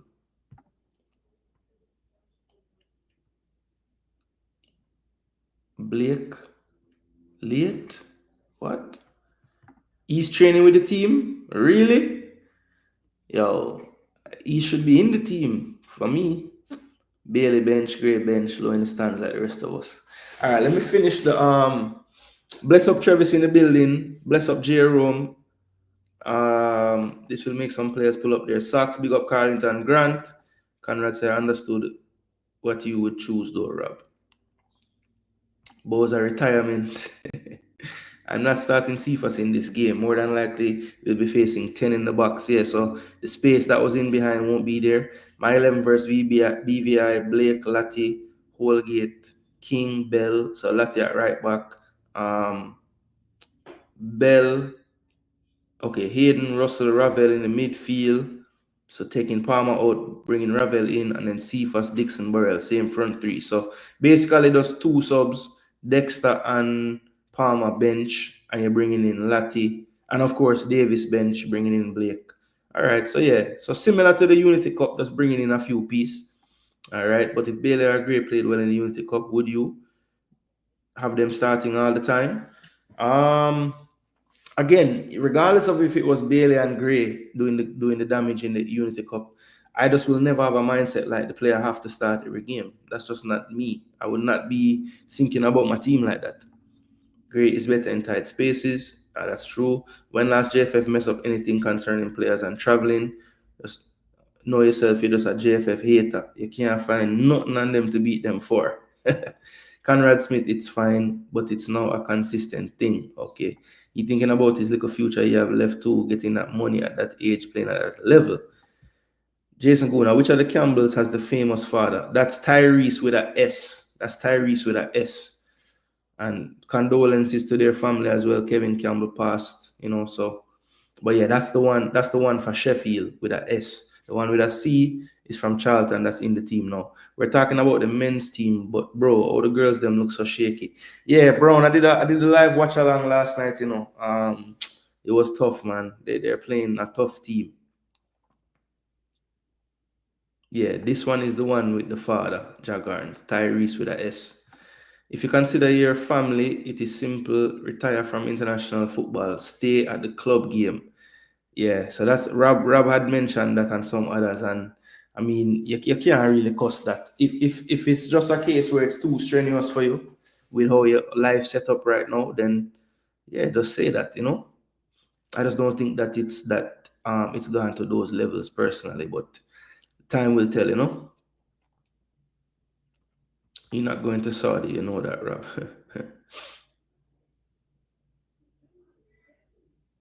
Depends on system, but we have to have our strongest 11 foreign players only. Now the coach have options for sub Bailey, so I'm going to see where he's going to do. Yeah, exactly, Basco. If him not going with nothing and him still not get sub, then you know. You needed services needed at the men's team. The girls are a waste of time. No. I don't think Burton ready for the men's team though. What's his father famous for? His father was an English player, was an English league player. He scored a bag of goals for Arsenal, Everton in his career. Got into punditry outside of his career as well. Pretty good pundit. So yeah. If I did Grape on that wing, I promise you him not pass nobody. He would spin and turn back the ball, would lose both games. Jaja. So Basco saying don't see what Gray doing on the field. Bailey go on a Saudi and send back a thing for Ala Madrid, please. Exactly. Let's see what the coach does now that we have a bench. The lane changes all after 75 minutes. Can't work. Yeah, him don't have that to say anymore. Like I never saw the replacements. All right, let me just finish off the final 10 minutes of the press conference, people. Thank you, Simon. Afternoon, coach. Afternoon, Simon. Just a question on the midfield. I saw in the Unity Cup, Isaac Hayden, I would say probably our only recognized 6 in the squad, played 180 minutes. I tracked him in his season at Portsmouth, and typically in the games, he would, start the games and come off in the 75th minute. I'm just asking, how confident are you in his durability over this summer? It's going to be a lot of games in his legs based on how I see you have picked the squad. And also, what is the contingency plan if we do have to, spell some minutes for Isaac? That's what we're working on, a contingency plan. You're absolutely right. It was important to get a recognised 6. Talking to Hayden, he's a 6 and an 8 and a 10, so he can play all positions, but he's mature, so he plays 6 very disciplined and simply. And you're absolutely right. We need more depth there. So, we have to keep him fit. But the games were that close and tight that we couldn't afford to lose him in the 2 games in the Unity Cup. So, yes, we have to make sure that we, keep him fit. and two, we're looking recruitment-wise and looking at others who can maybe play a 6 when he's not available. Thanks, Jason. Mr. Spence, go ahead. Good morning. Thanks, Simon. Good morning, Coach. Can you hear me? Yes, I can. Good morning. Cranky. Yeah, so basically he said, look, the contingency plan is to keep searching for the solutions and keep him fit. That was the main thing, just keep him fit. So I asked that question just to see, like, you know, do you see the gravity of this situation or what could happen if something does indeed happen to Isaac? So I think he knows that, and I'm hoping that that question will make him think about that before it happens, right? And I'm sure in his mind he has some options that he would see fit to fill out that role. But I just want him to be mindful of that, because we've been extremely lucky with Isaac so far. He has yet to really have any issues when he's come to us on any of the windows. And, you know, long may that continue, but we have to be mindful that it's a possibility. So I'm hoping that, you know, he put some thought into how the team is going to look without Isaac there, because I think over this stretch of games, you know, 2 coming up 7th and 10th, then we get into the Gold Cup where they come, you know, every 4 days after that. You know, look, that's a lot of games. That's a lot of games. So just hopeful that he has a plan for when Isaac does need some time to recover and recuperate. Coach, this squad is missing a few senior players in Antonio, Reed, and Pinnock. And there are more players expected to come in with very good championship and or Premier League pedigree. Facts. You've spoken highly periodically of the potential in the squad. And this is a more macro question, but when you have your full complement of players, what, in your honest opinion, is the gap between where we are and where we need to be consistently compete what I consider the big 5, US, Mexico, Canada, Costa Rica, and Panama? It's a very, very good question, and something which is a little unknown, especially for myself, because I can't say. We've talked about the amount of players we've used, the different squads that have come in each camp, and we've not had a settled team. We've looked at a lot of players, and we're looking for youth, exuberance, energy, attitude. And we're trying to build on that, what we saw in the Unity Cup. So, yes, we have Premier League players missing. And we bring them in for this, the World Cup qualifiers. And, you know, hopefully we can continue our progress in terms of how we want to play and use our energy and our speed to do that. And find ways to win. I think you saw that against Nigeria, against Trinidad, and especially we had to cope and adapt with a very good Nigerian team.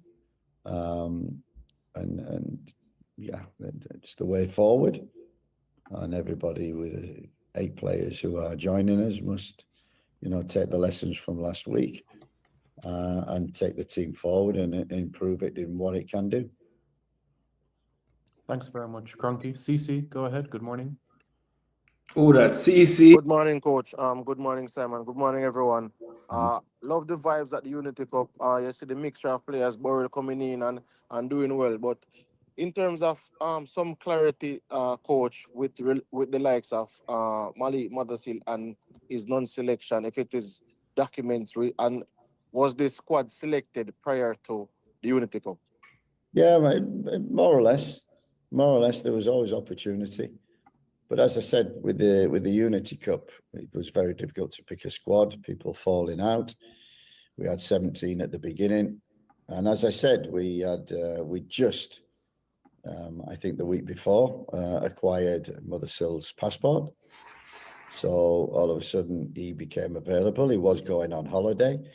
And we just asked him, look, before you go, do you want to come in for a couple of days? He did. And all of a sudden we didn't fill the spots, and there were spots to fill. And we asked him just to stay along and gain experience and come on the bench, which he did. And in the end, we needed him on the field. So we need to look at Malik a lot more and a lot more closely. And we may have the opportunity to do that in the Gold Cup over hopefully a longer period. So, yeah, that's, I think we gave people opportunity, and I think the people who came in have taken that. Thank you, CC. Just two more. Mr. Legister, good morning. Yes, good morning, Simon, and good morning, Coach. Coach, you touched on something about players not being on form, right?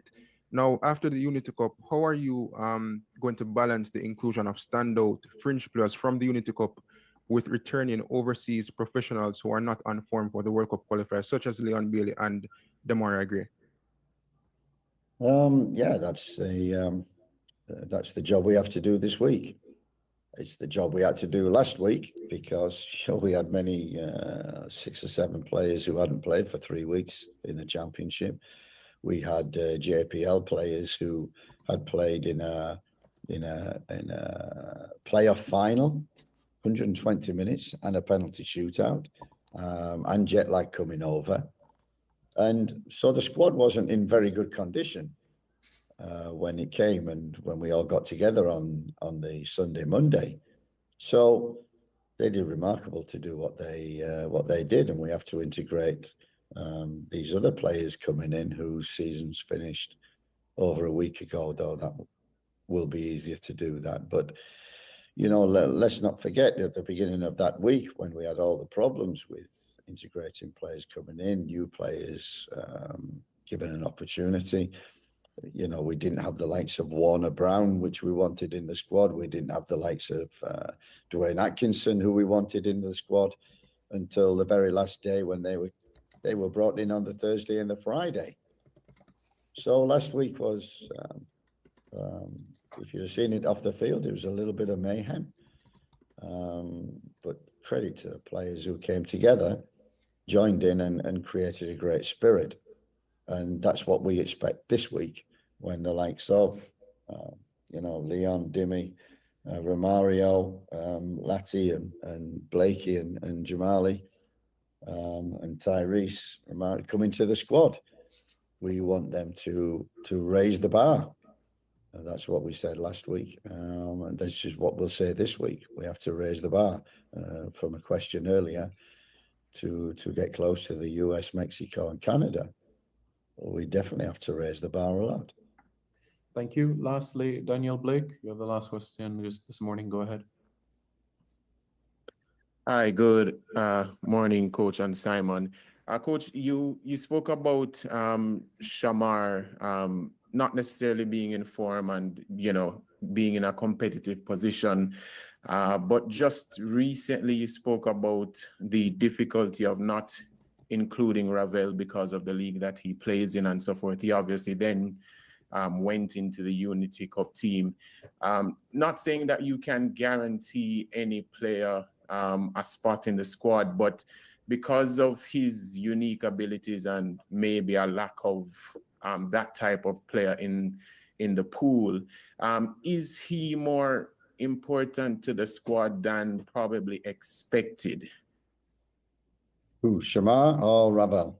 Ravel, knowing that, he just a few weeks ago, it was, you saying that just say it, man. He was not playing in a very competitive league and that you weren't seeing a lot of him. So now that he has been included again, is his value to the squad more important than probably even you expected? Look, I know Ravel really well. Worked with him at Derby, so I know him really well, and I've always think he's been top person, and that's why we brought him in for the US. Unfortunately, it was only 2 or 3 days, but you could see his integration within the squad, and he was well liked. We did the same again with the Unity when really we did with Thursday, Friday coming up. We had 14, 15 players. And we reached out to Ravel and asked him if he wanted to come and help us. And of course, he was on the next flight over. I liked his attitude in training. He was good around the young players. Listen, he was good around the squad. He brought something different to us.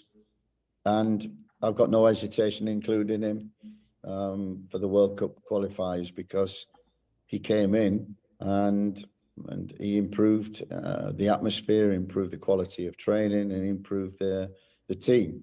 And against the BVI, who we may need a little bit more creativity, and that's something a little bit different and special, Ravel certainly got that. So, you know, we're delighted with that. And I've told him in the future, and he's trying, you know, he's got to get playing in closer to home, in a better quality league. And, you know, there's still an opportunity and can still be a future for Ravel.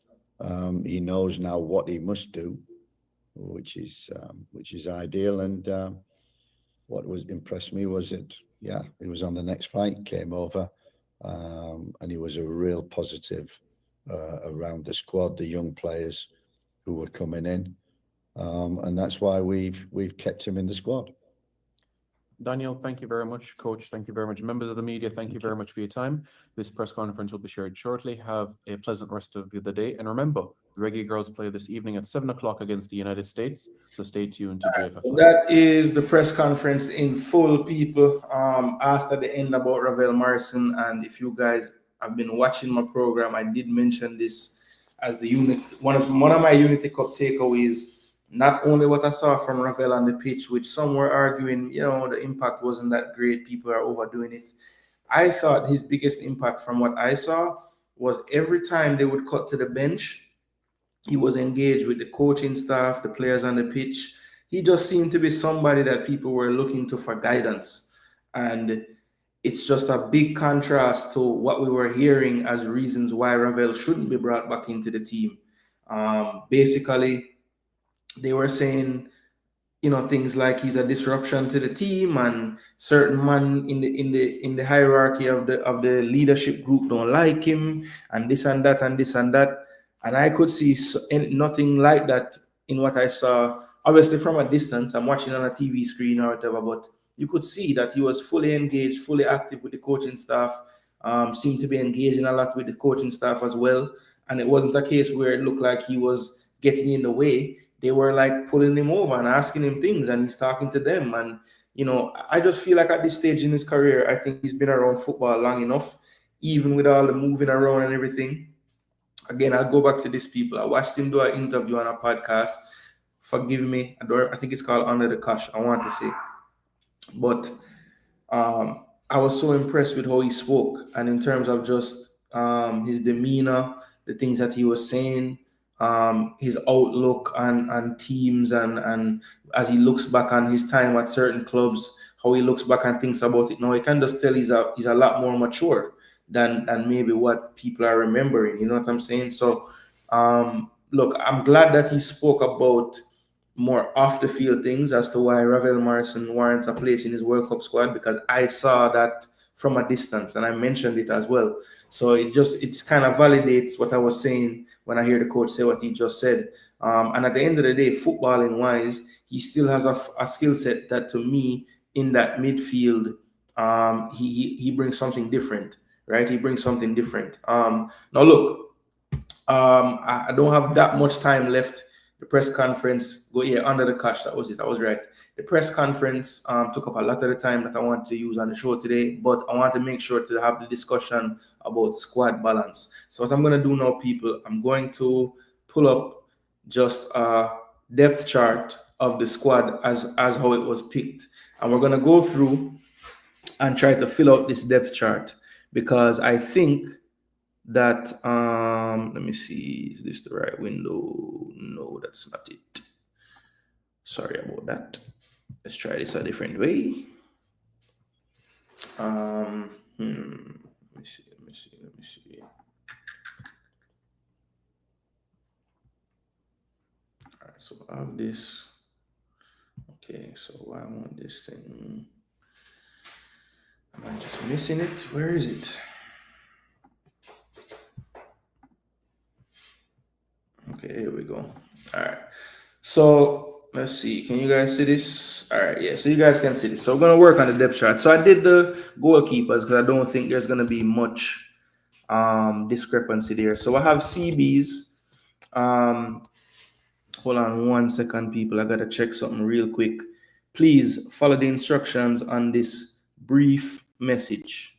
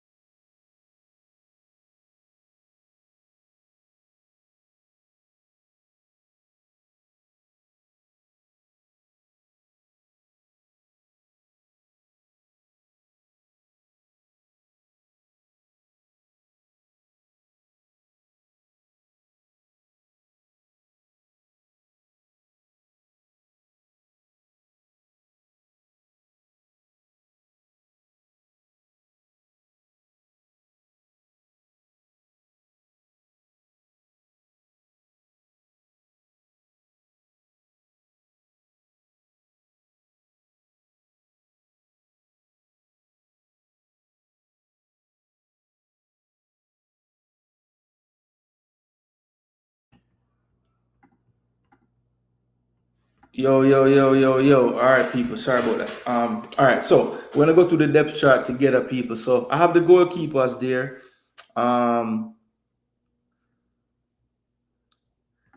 Give us the scoop on Boyz Clark about no discrepancies. Ain't no scoop, man. Ravel is the Atiba Hutchinson for Jamaica since them dash where McClaren. He ain't that old. He's like, Ravel's only 32, you know, he's not that old, you know. He's been around forever. Is it time to make the World Cup? It better be. I don't know how much longer they want us to wait to make it. Some JFF probably vexed because I'm turned down JPL. JFF and JPL like a mad you all. Kova can play the 6 and the coach didn't select him. Plus he can also play right back. All right, so Fowling say him narrate how the depth chart goes. So all right, so people, you know the squad, right? So the defenders that are classed as centre backs to me, you have Richard King, you have Mason Holgate, Damian Lowe, Joel Latibo there. To me, those are like the 4 centre backs, right? Would everybody agree with that?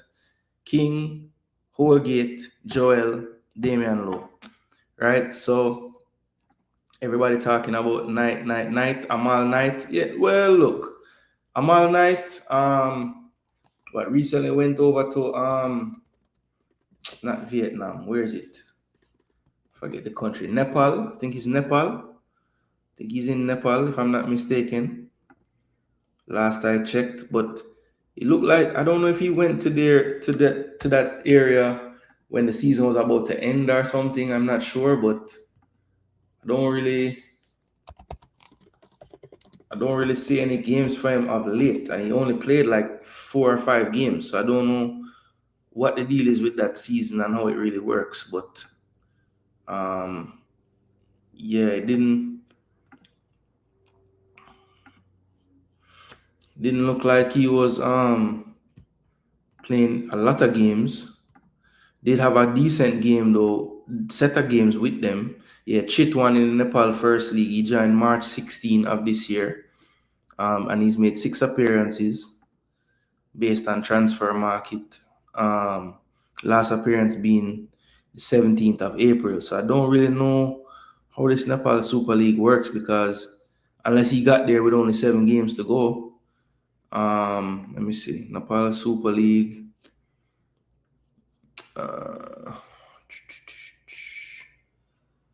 April 15, 16, 17.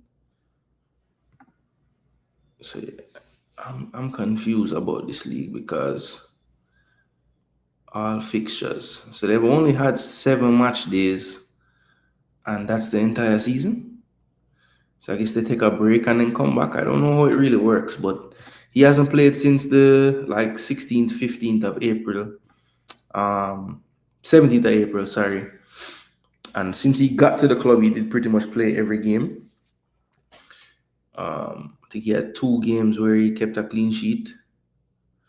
So I think his first 2 fixtures, and then after that he hadn't kept one after that. But played 6 games. Last game, April the 17th, Prior to that, he was at Lexington last season in USL League One. The team moved up to the championship. Let him go. He didn't stay. So, you know, that I was hoping that he would have stayed and been their keeper in the championship. At times for Lexington, he even was wearing the armband. So I was kind of surprised that they didn't keep him. But he did go to the Nepal Super League. And like I said, it's some kind of weird season where them play 6 games. Well, he played 6 and the team played 7 in total. And then they haven't played since the 17th of April. So I don't really know.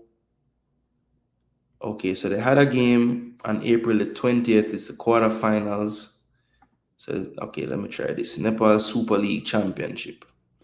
All right, so how this going on? So quarterfinals, Chitwan had a game on the 20th, but for some reason, in that game, Amal Knight didn't play. So I don't know why Amal Knight didn't play the championship part of this competition. He did play. So he did play the 3 Love game they lost on the 20th. All right, he did play. And then once they lost in the quarterfinals, their season was done. So I don't know how this league really worked, but literally they played like 7 league games and then they went into the playoffs. So at most they were going to play 10 games. And then his team ended up playing 8 games total with him playing 7 of them. So yeah. It's a weird one, people. I don't know how this league really work out, but yeah. I don't know. Amal Knight, I don't know. I don't know what Amal Knight depend. He's good. He's good. I have no issues with him, but I mean, look, that 3rd spot has pretty much been a JPL keeper. Now, to me, it's arguable that Davis gets the spot. I guess at this point, it's just he's the most familiar of the JPL options, but I would be putting Chambers there based on recent form. But it is what it is. The 3rd string goalkeeper, I don't think it's anything worth going crazy over. I would like to get some clarity on Corey Adai. He's really and truly the only goalkeeper I don't see there that I would want in the mix, because I think that that's a player that can actually challenge for, you know, potentially the 2nd slot, and someone that could be the heir to the throne when it comes on to Andre Blake. You know, I'm still not fully convinced in Jamali. Good option, but I think we need to continue to nail down a couple more players for when we have our usual setbacks with injuries and things of that nature. Now, the 4 center backs, people, in terms of the depth, I'm gonna say Holgate, Latti, and I know people are gonna disagree with me on these, but this is what I think, people. Latti, D'Lo,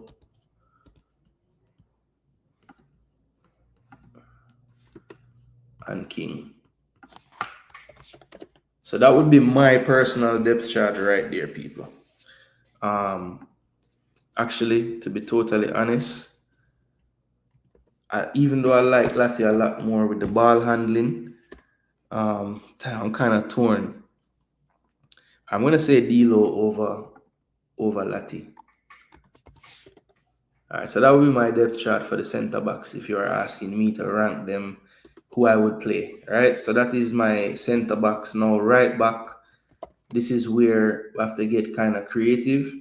So I'm gonna use the fact that when the coach was asked about this particular area, I think it was Jay Taylor that mentioned, a couple of players that we could potentially use there. Well, one for sure we know, Dexter. He would be number 1.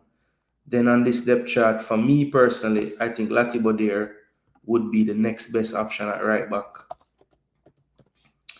Then Ming. I'm not even going to include Holgate in this based on the answer that he gave when he was asked. So to me, that's the 3 right backs, right? Then we have left back, right?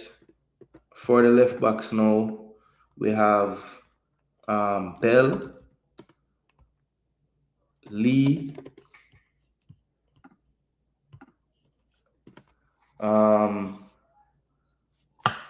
just because we saw him play there the last time in the St. Vincent window, we're going to slide Latti as a third option as a left back, right? So I think that would probably be it there.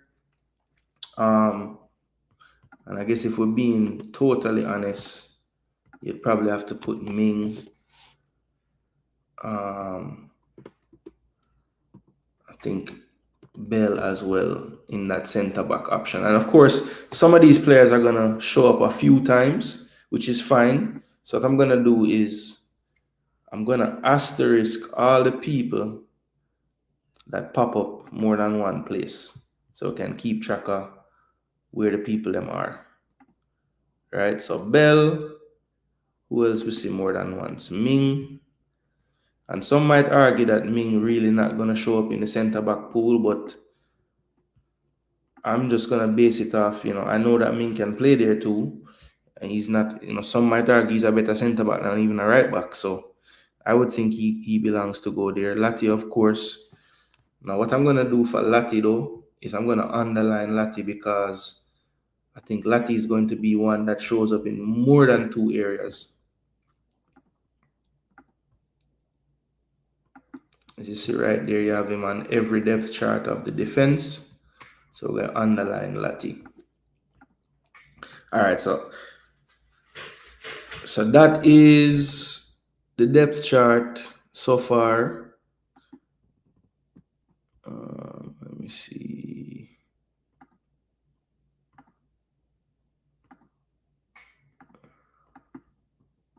No, I don't want it to be that color. No. So can I change the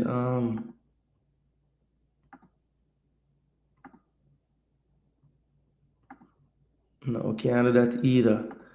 I have to be careful where I put, blue can work. All right, we're gonna do the blue. We just want it a little bit easier to read, so I'm gonna highlight the heading them. And let me check in with the chat because I'm sure I have some thoughts about this depth chart that I come up with. Let's see. No Mings as CB and Lati as the right B. All right.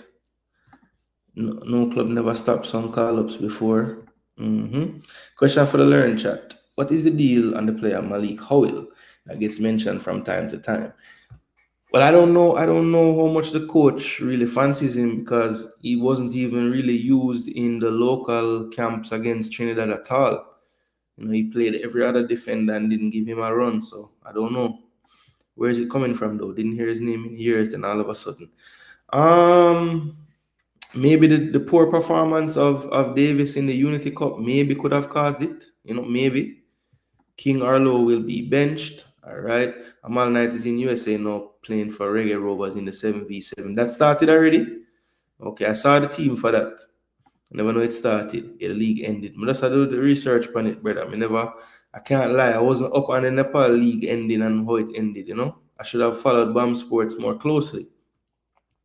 When last Boyz Clark play football? That's a damn good question. It's been a while. League only lasts for 2 months. Amal is now playing. Yeah, I see that. 7 match days. Boy. Anyhow, Speed was on that technical committee that changed a long time. They would have just play how much round? 5 rounds with the 7 team them or the 8 team them. What happened to Boyz Clark? Not getting a lot of game time, injury. Heard he was bad at the last camp he got invited for. Okay. Yes. The coach never rated him. I think something about having trouble grasping the concepts and stuff, which is surprising to me hearing him speak on his interview. But how you speak and how fast you can intake football information is 2 different things. So I shouldn't base it solely on that, but he seems to be a guy who's pretty sharp. 2-month league. Yeah, man, a joke thing. Jason, please pull up Ravel stats for people here thinking the wrong thing. Please, my general knowledge is key to the fans. Yo, so Tycoon, these people still don't want to give Rafael any kind of credit for him season. All right, let me change from Arabic to English. That's the first thing we have to do. I'm soon pull it up. Whole get too high, bro. LOL. Hey, it's my damn depth chart, all right? That's where I have him. For some reason, I think the coach is going with King and Holgate. Hope it don't hurt us. Yeah, I wouldn't be surprised as well if we see that, to be honest. Bell, Holgate, Low, or King, Lati at right back. All right, Lati is still the backup 6. Please, can you increase the screen so we can see a little better? All right, let me do that.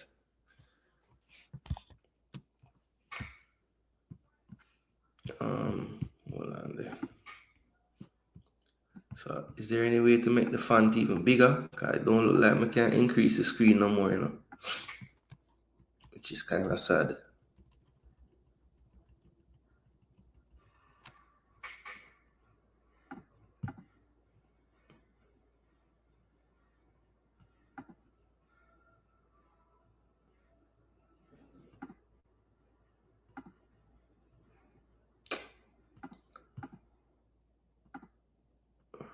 What?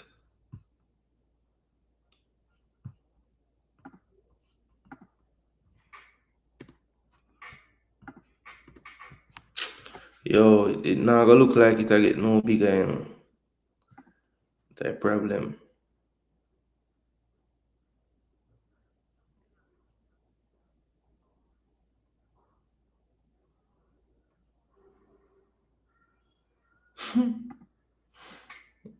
Yo, my raps. Yo, wicked rap that me right, you know. All right, let me see now. Depth chart. Yeah, sorry, it can't get much bigger, but me try just read it out.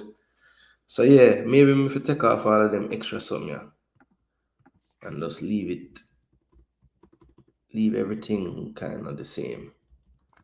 I think it might get a little harder to see when I put so much different something upon everything.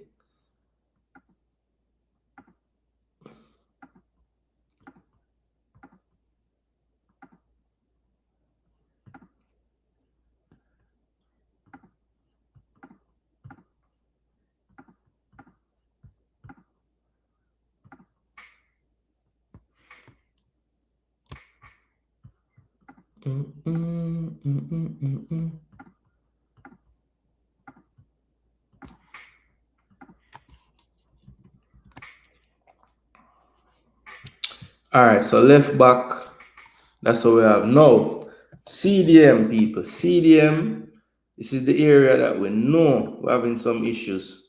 We're not on a CDM like that, people. So how the depth chart going to look in the eyes of the coach? Obviously, we're going to have Hayden. First and foremost, Hayden, we know he'll get the nod in midfield, right? We know he'll get the nod in midfield at the CDM role. Now, in the squad, people, we have midfielders. We have John Russell. You know, based on his size, you would think he could play the role, but I think that's not his role. He's not comfortable there. He don't like receiving the ball that much with his back turn to the play. He definitely likes more receiving it under half turn so he can drive forward. And he wants to arrive late into the box. That's where he's most dangerous. So, you know, look, even though he has the physical attributes to play there, I don't think he's technically sound to play there. He doesn't like playing there. I think he just doesn't like playing there. I've seen him play the role for Barnsley, and it works when he has a pivot with him and he has a little more freedom. So technically, he's more of a CM to me. But in terms of what we have in the squad, I do think that he is the second best option. So I'm going to say Russell. And then after that, I think it becomes a creativity thing, like who you want to put there. So, look, I would say Lati Bodier. Actually, you know what? To be honest, I would say King there next. And arguably, he could be ahead of Russell. And then I would probably put Lati. Even though I don't love him there, I think he probably is about 4th on the totem. And then emergency, we saw it before. People loved it. I don't think it was so great. Damian Lowe can play there as well. But other than that, I wouldn't put Ravel there. I wouldn't put Casey Palmer there. And Russell is really only there as a double pivot. I wouldn't have him as a single pivot. So, you know, to me, there's really only one So I'm gonna say this is like the only one. Like this guy is literally the guy. Like he's the only one, people. Hayden. He's the only one that's actually suited for that place. So then we go into the CMs.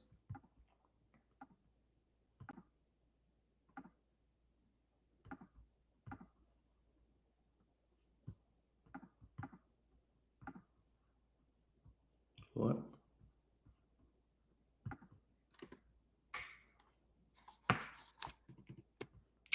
I'm going for this man. Title. All right, CM. So the number one CM for me in the squad is none other than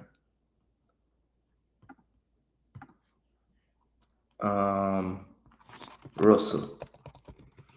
Moving on to the next one, I would say it will have to be Ravel.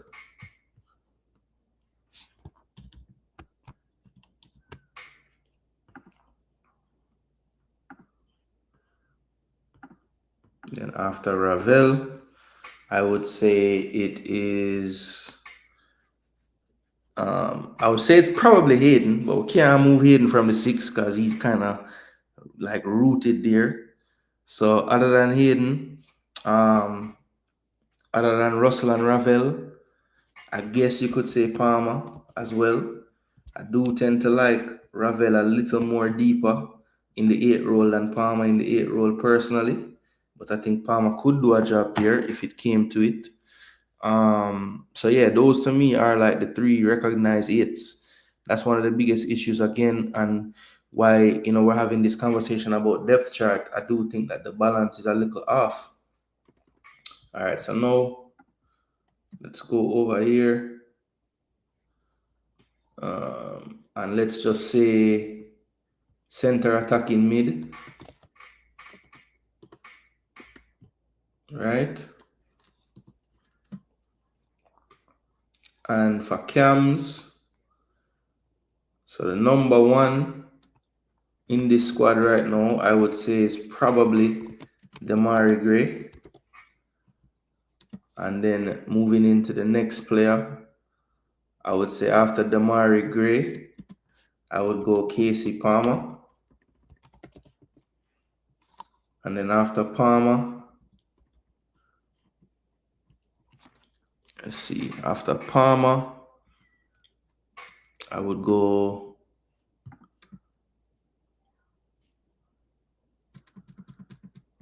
Ravel Morrison.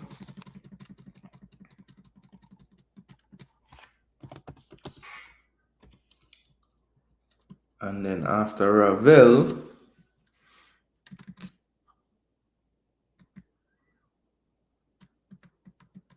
don't think Dixon would be there. Bailey, I wouldn't put Bailey at cam.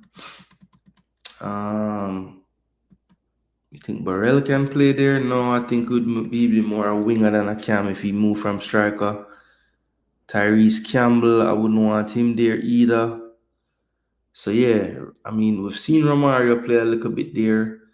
I don't really love when he plays that role so much. He wasn't so bad. I remember, I think it was the game with Boza that he played one time. I think it was like, was it St. Kitts? He didn't do horribly there, but I don't think he's the best option there. So yeah, for me, those are probably the 3 cams. I guess you could put Busy in this mix too.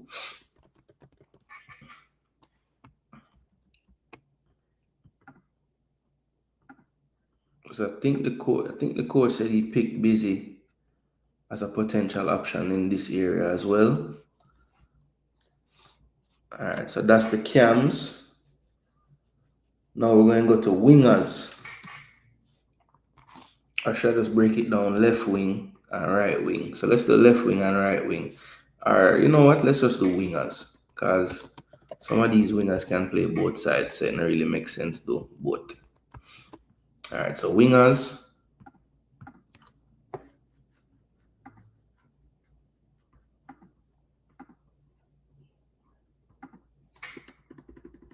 So I have to do the whole entire row. Jaja.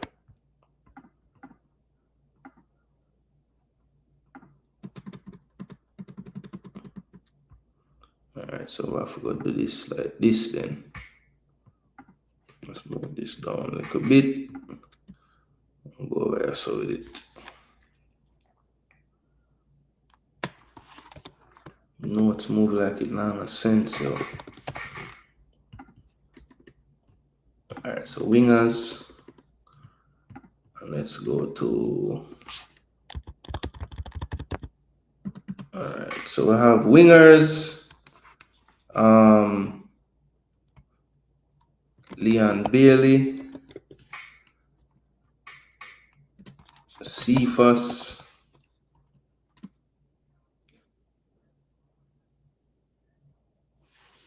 D. Gray,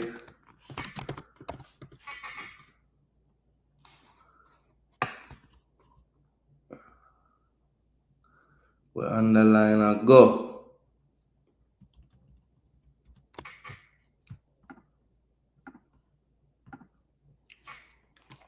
All right, Cephas, D. Gray. So what's the next winger, people? I think it's gonna still be Dixon ahead of Tyrese Campbell.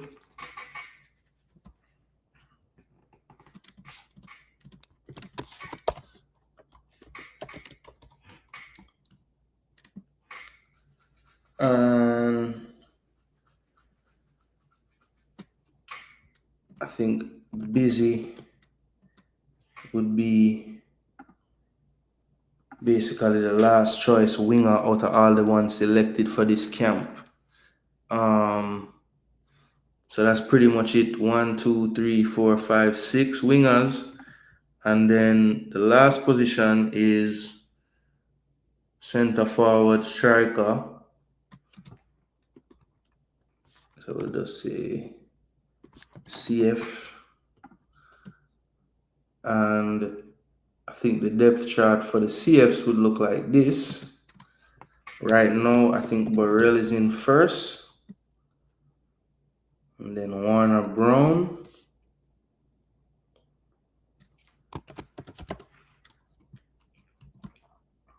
And then Williams.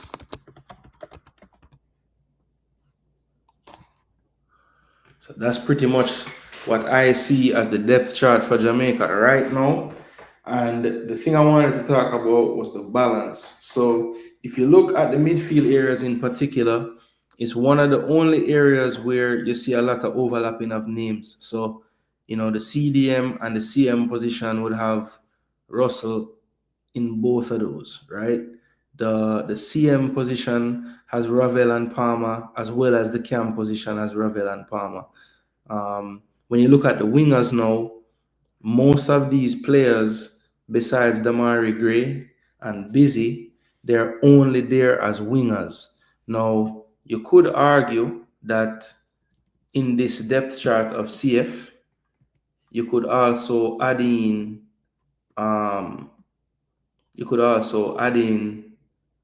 someone ahead of Williams in the depth chart, because we have seen him play centrally, and that's Cephas, right? So I get that. So you could have another option at CF as well. But then again, you're pulling from one of the wingers to the CF. So my question is this. Instead of having 6 out-and-out wingers, because they put Busy in the midfield to try to make the midfield not look so light. But Busy ain't going to play midfield, people. He's not going to play Cam in the coaches, in what the coaches use as Cam as. He's only going to play on the wing. So in essence, they've chosen, like you see here, 6 wingers. Now, is that the best utilization of the balance of the squad?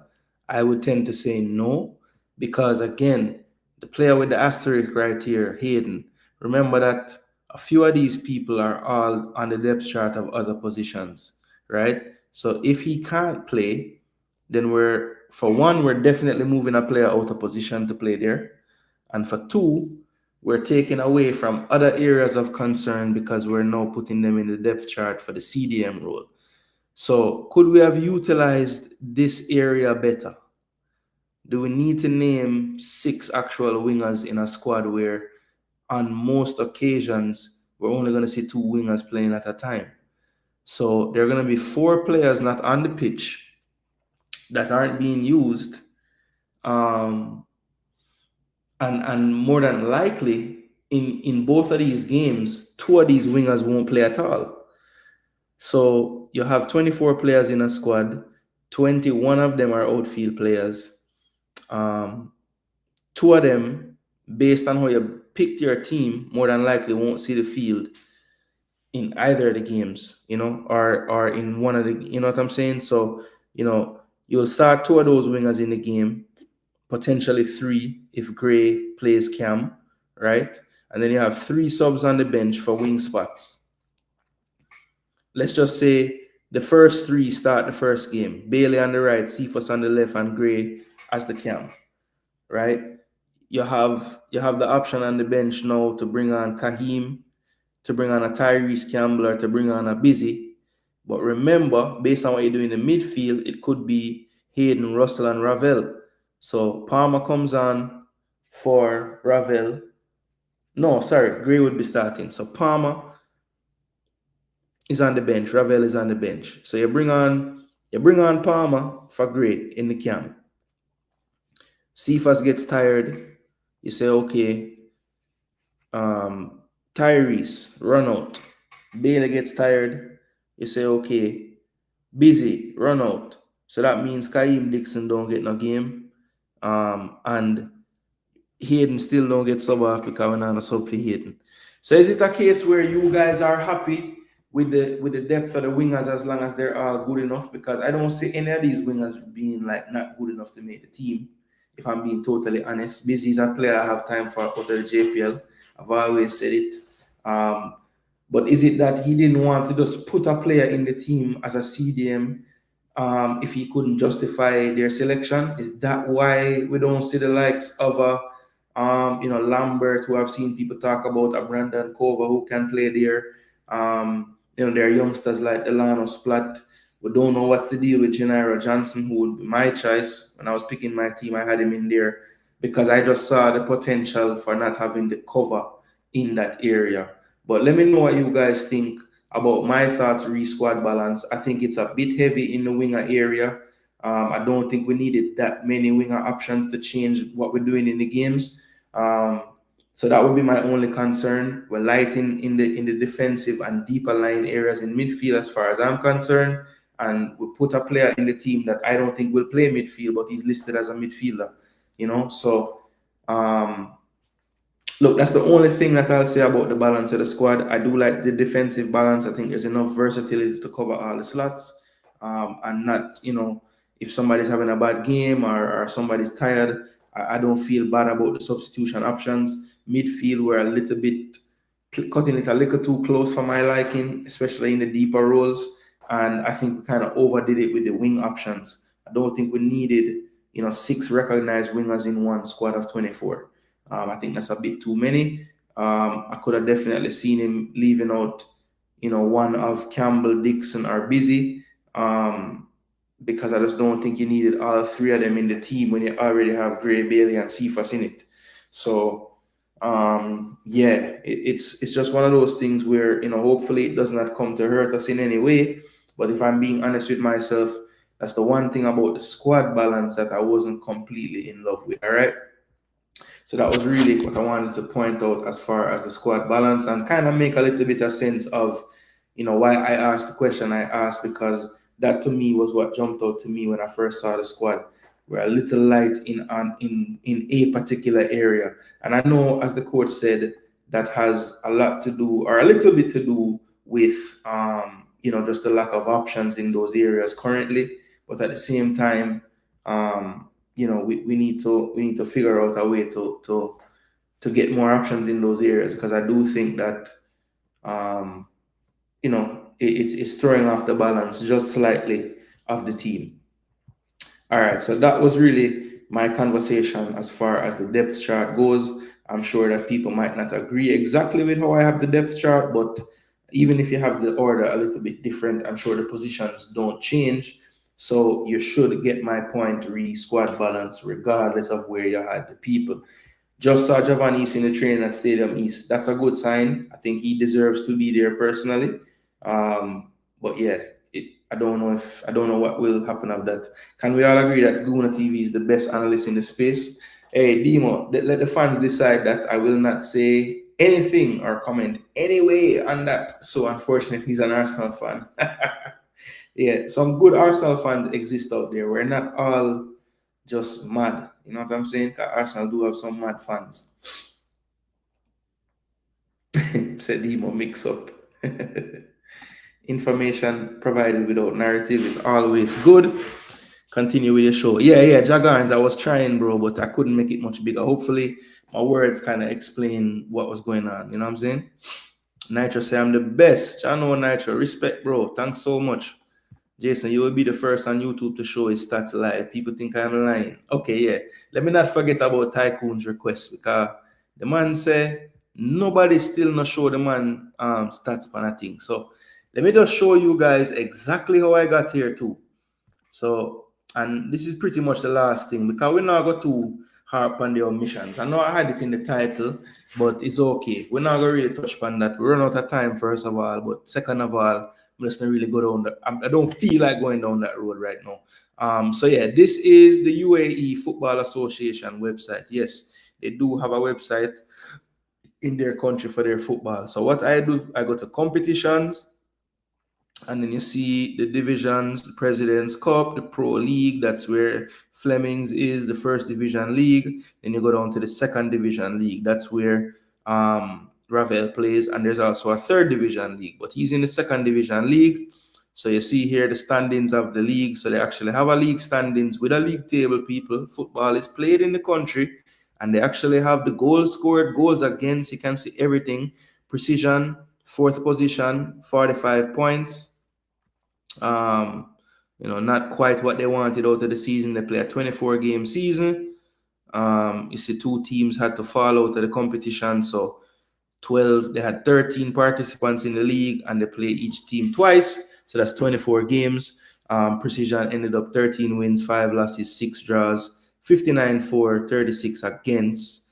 So they had 45 points.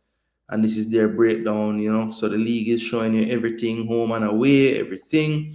Now, when we go to, let's see, scorers, for example. So this is the league standings, goal scorers in the league. Precious Ernest, D. Gardens, 18 goal. Josh Fowler, Abubakar Cisse, Callum Morris, used to play in England, plays in Precision now. He was a leading goal scorer for Precision with 13 goals. You see more players, Mama D. Kamara, and then there goes Ravel Morrison, 9 goals in the league this year with Precision. He was the 10th highest, or tied 9th highest scorer in the league this for the season from midfield. So that is very nice output there. And then I think if you click on the player, so if I go to, let me see, hold on 1 second. So if I go to standings, and if I just go to clubs and I just search Precision as a club, you'll be able to get some personal stats as well. So here's Precision. And they have their first team squad. Matt Lowton, another former EPL player. Lynch played in the English leagues as well. And some other journeymen trying to make their way in the team as well. Harry Arthur, another one that played in the PL. So they have some ex-English league players in there. Ravel Morrison, this was his actual output for the year. 9 goals in 20 games, 1 red card, 5 yellows. Played 1,481 minutes. So just to give you an idea, people, 1,481 minutes is what Ravel played, right? And he played 20 matches. So I'm going to give you the, let's see, 1481 divided by 20. So he would have played 74, just about 74 minutes a game. So, he's probably starting the majority of those games. But that is pretty much how I was able to look up what Ravel Morrison was up to. He had 9 in the league. Now, they did play some, what do I call it now? Club cup competitions. And that's where he would have gotten. I know a lot of people would have heard he scored 11 goals this year. He did score 2 goals in the cup competition as well. Let me see if I can find that.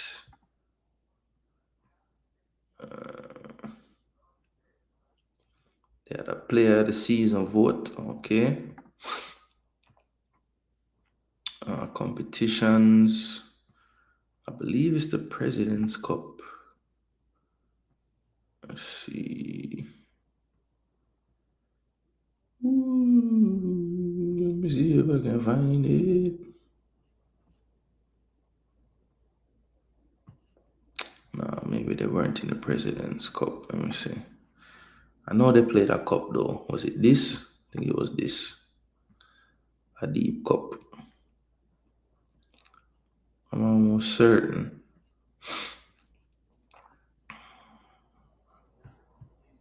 That's the playoff.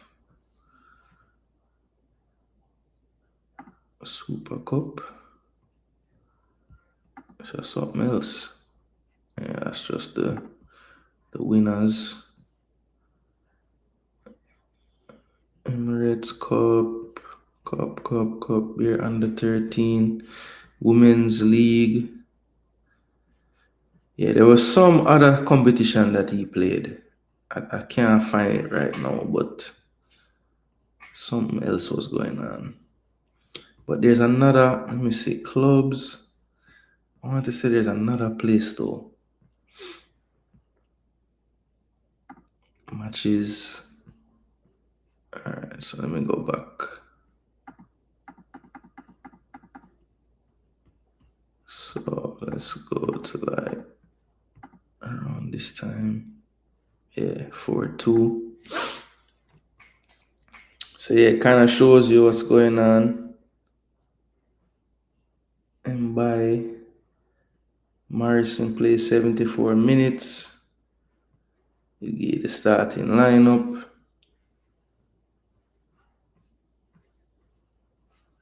Yeah, I mean the league is recognized people. The team has their own site as well. Not site, but the team has their own app, and you can actually pay for the games. So yeah, it's a women's league that now. Yeah, so you can go and find the stuff on the players.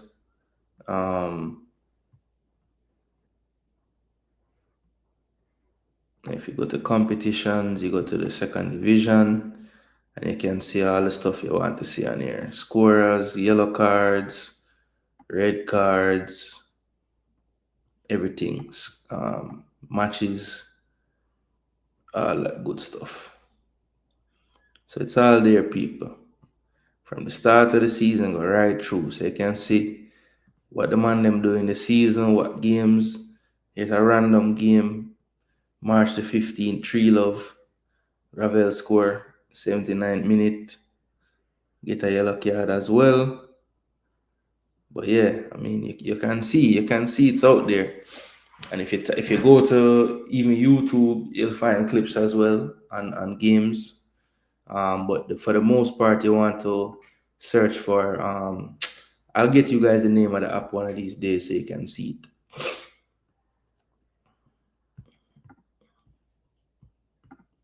But yeah, the man was playing a lot of football. League, the level might be what it is. But yeah. Yeah, man, BBK, tell them 150 likes are nothing, you know, because a whole heap of there today. When I start a YouTube channel just to do a tier list of Jamaica football YouTubers. Russell can't tackle. He looks goofy the further back you push him. Yeah, I agree, Rob Smith. I'm almost venturing to say he should be a cam, but I'll go so far. Because I think that's the good sweet spot for him in the 8th role, you know. Big up Bianconeri boss. Hopeful. Long time, brother, that you know you hate double pivot formation. To me, it is too defensive. Okay, you don't like it. Frankly, if we need to replace Hayden, it's because we're under pressure, so it will be defensive. Okay, so you're saying you're not so crazy about no cover because if we change him, it's gonna be for a defensive player anyway. So okay, fair enough. Hayden 6, Russell 8. I agree. Spot on so far. Bless up Jason and the chat mates. Big up Lamar Williams. What's your views on trying Gray at a 10? Gray handle the ball well. I don't mind it at all. I think he can play there just fine. And especially with Cephas form, I wouldn't be upset if we play Gray in the 10 just so that Cephas keeps starting right now. Interesting to see the wingers. Yeah.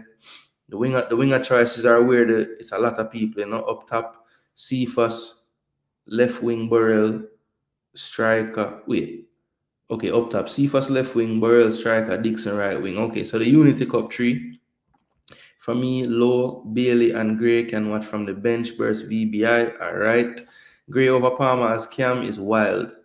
My tech back, my Jason being the top analyst in Jamaica YouTube space. Hey, I'm just saying. I actually like what I saw in the BVI second game. I know it's not BVI, in the St. Vincent game. And I don't think like either way, one of them is so much better than the other to where it's like this big discrepancy. But for me personally, I do think Damari is a better player in that area than Casey. That could work, but I'd rather use Ravel in the home game instead. Okay. I don't see Burrell. Did East replace him? Ooh. So Burrell didn't actually travel. Interesting. So that's how East gets in. All right. Well, that's gonna be interesting. Madasil can play midfield, Jason. Yeah, I know. Cam. That's where he played the majority of his games this season, to be honest. Come on, people, hit up the likes, please, and thanks. So see JG I put in the work. Yeah, man, that way I do. Ravel is the best Cam in the team. Okay, so I figured that Cam position. Remember, people, I have D Gray, Palmer, Ravel, Busy. That's my kind of top 4 Cams in this 24-man squad. I guess you could interchange Ravel and Palmer, but I think right now, currently, 2025, I would say Palmer is a little better in that role, to be honest. Ravel is over Gray as a Cam for me too. Okay, fair enough. We're not going to agree on everything. So what makes me the best analyst, Demo? The more you agree with the takes. Because that shouldn't be your criteria, Yeah, man, I would use Ravel as a crowd favorite in the whole match. Or TD say I should have split them up to left and right wingers. I guess I could have. I think you're talking about the Grenada game. Yeah. Romario played in a 2, but he kind of was playing. He wasn't playing like in line. He was the more withdrawn striker, and it never looked so bad. Bless up Stets, bless up Shavan. We'll have a good set of players that can build a great team. That's I see. Ja is good. Blessings, Warren Webster, up full. We need Tyrese Campbell of Sheffield. He's the most potent forward we can get. He would be a good option for sure. What a depth up front. Yeah, man, it's adding. I will still have people not even in it. Yeah, I saw someone sent that to me that Fulham released him. It looks like the young Canadian Luke, the Fajero, he got a contract extension though. Unbalance had to happen this window, knowing with the inclusion of the debutants. Okay, so it was unavoidable for it to be a little unbalanced because you want to bloody in some people. All right. Well, that's why a lot of times when we link to players, we have to remember where they play because we're so excited to get more players in, but the areas we keep getting players is the areas where we have depth already or some decent depth, So we're gonna have to stop picking all the players and people just can't get picked. I wonder if the technical staff does depth charts. They are getting paid. J. Ross, I bloody well hope so. They have to, man. They have to. You always a call for East from he was in Costa Rica. That is true, Travis. I will call for him right now because he to me makes more sense than Romario. I would go for Javan East or I would go for Stewart. And I know Stewart is probably a little bit of the off the field stuff as well, since like he was the last time he was around, he was the one that took the brunt of the blame. We have seen Bailey return and everything. But yeah, he was caught out in some disciplinary stuff under Hallgrimson. So maybe that's why people don't talk about him anymore. But I'm the type of player, I beat him when he came to play the Canada window because he looked like crap. But I can definitely see that there's a consistent improvement in him in his Serbia season, so I have to give him this credit. I thought Splat was Spurs midfield god. Never knew he would get released. Fulham midfield god. Yeah, Fulham. He been injured a lot though, man. Replace Busy with Anderson. Replace Ming with Kova. So know yourself, say just change it. Yeah, man, I had to put it up for them, man. Let them see that it's actually a real thing.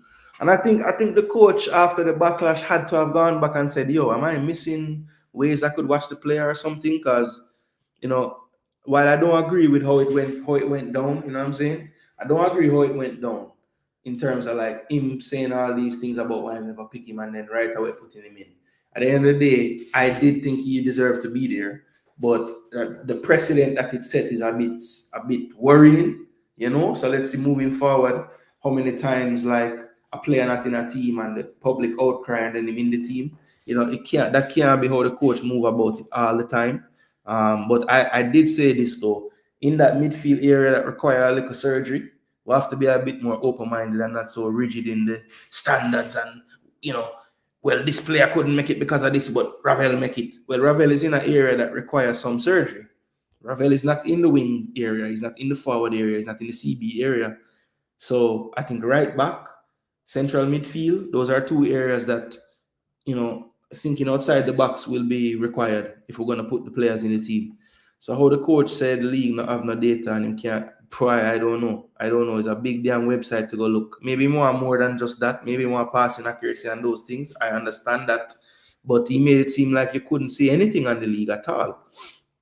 Not too much. Look at him in the BVI game. Okay. Love life boss. Bless up. If I call busy, could help confidence to be more clinical, won't do better. Place Ming and busy, go mad yo. Well done, Jason. A few more YouTubers do some research. That's how it's done. Yeah, man, you have to do the research, man. It's important. Cover as a midfielder, not a right back. Stop make plays for players in our national team. Travis, because they don't watch the players, Cover play right wing back and can play CDM. Yeah, he play both places. That is true. Corey isn't busy a winger for Cavaliers. Yeah, he's gonna play winger for Jamaica too. So anybody telling you he's picked as a midfielder does not really, pull up the Flemo stats. Yeah, I can do that. And Flemo stats is on transfer market, so you can see it broken down a little clearer. So let me go to Junior Flemings. Yeah, because if Flemings is included, if we're just doing a depth chart of all the players in the pool, and you're gonna pick 6 wingers, I don't think Flemo is below 6 people. Just being honest. And again, the backlash against Flemo probably has more to do with like the history and what has gone on with him in national teams in terms of discipline. But if we're just talking strictly football, I don't think if you're gonna have 6 wingers in your team, I don't believe that you can find 5 better than Junior Flemings on form, merit, everything. So this is Junior Fleming's season. I'm going to pull up the detailed data. Let's look at all the competitions and not just the Pro League, because he did play some cup matches and stuff. So let me show that. All right, so this is the breakdown, people. He played 27 matches, 11 goals, 2 assists over that time frame this season. You see, he had 2 matches in the President's Cup, League Cup, and also 23 in the league. You see the breakdown of where he played, predominantly on the left-hand side, either as a left winger or left midfielder. Did also play a few games at right midfield and right wing, and had 1 game where he scored 2 goals from central midfield. That is amazing. I've never seen him play there. But yeah, so this is his season, people. Started out, decent consistency, got a couple of braces, goals, and then it was really towards the end of the season again, picked up with 2 goals, a goal and assist to end off his season as well. Had a goal in the cup, in the President's Cup as well in the round of 16 for them. Fell short at the quarterfinal stage. He did have a couple of little niggling injuries throughout the season, but for the most part, held down a starting spot somewhere on that left or right hand side for the majority of the season. Yeah, so Flemo definitely had a very good season, I think. When you look at the minutes as well, 2,179 minutes in 27 games.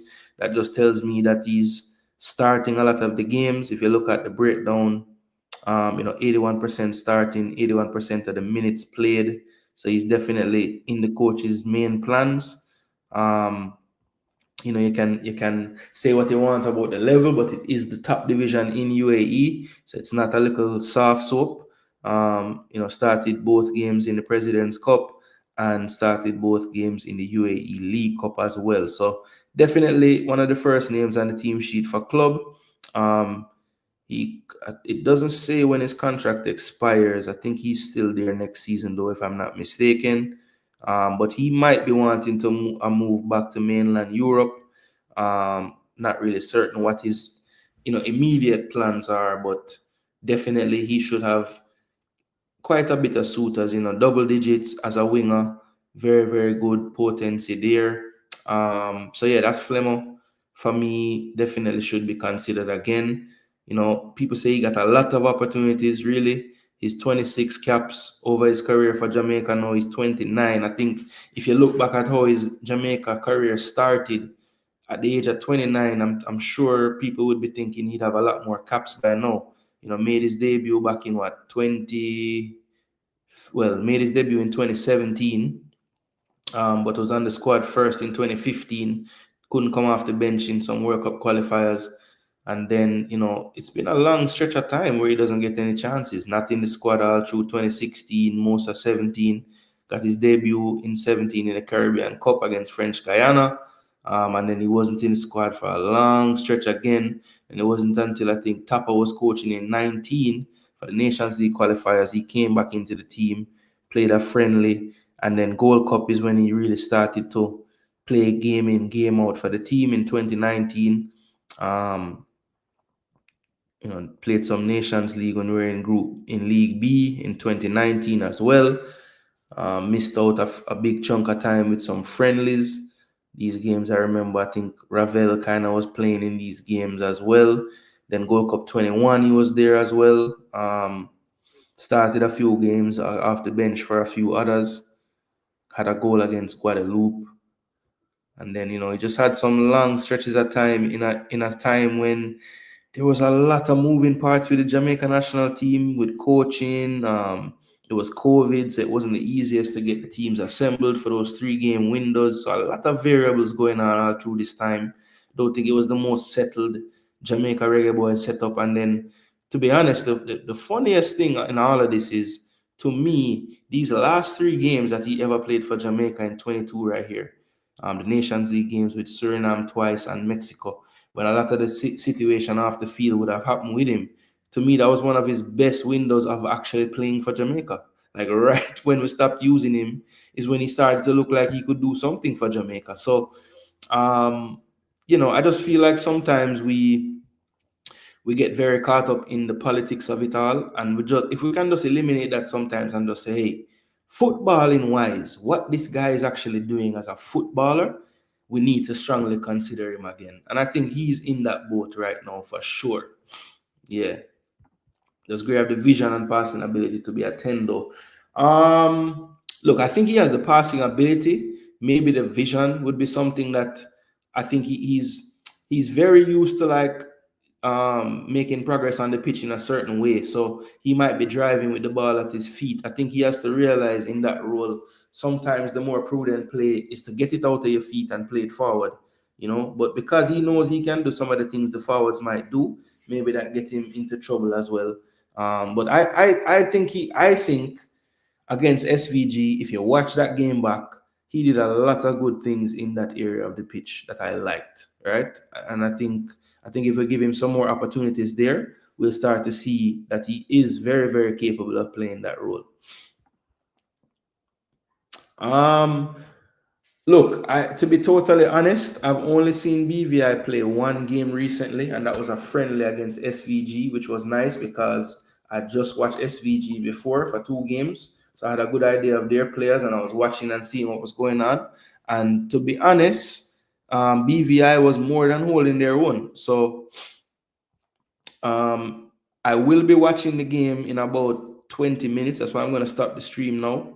BVI will be playing Dominica in Dominica. I don't know if you guys knew that, but it's coming on in about, like 24 minutes. So I'll be watching that BVI Dominica game for sure. And that will kind of help me to get ready for my tactical preview. Match day -1. I'll be returning with the players loaded up in the tactical pod, and we'll talk about the tactics that I think we shall see, and also keys to, demoralize what will be, we'll be the favorites in that game. So I want to see how we can really make that advantage tell on the day. Know yourself, so I'm playing Damari in the 10 as well. Burrell is there. Okay, so we're getting mixed reports about Burrell and East. Check your phone, JG. Okay, so the updates are coming in real time. I'm sure that I have all the updates. But people, instead of going down the next rabbit hole of all these things, he's not doing nothing on the field. My gosh. Jeremy Lee feel the pain.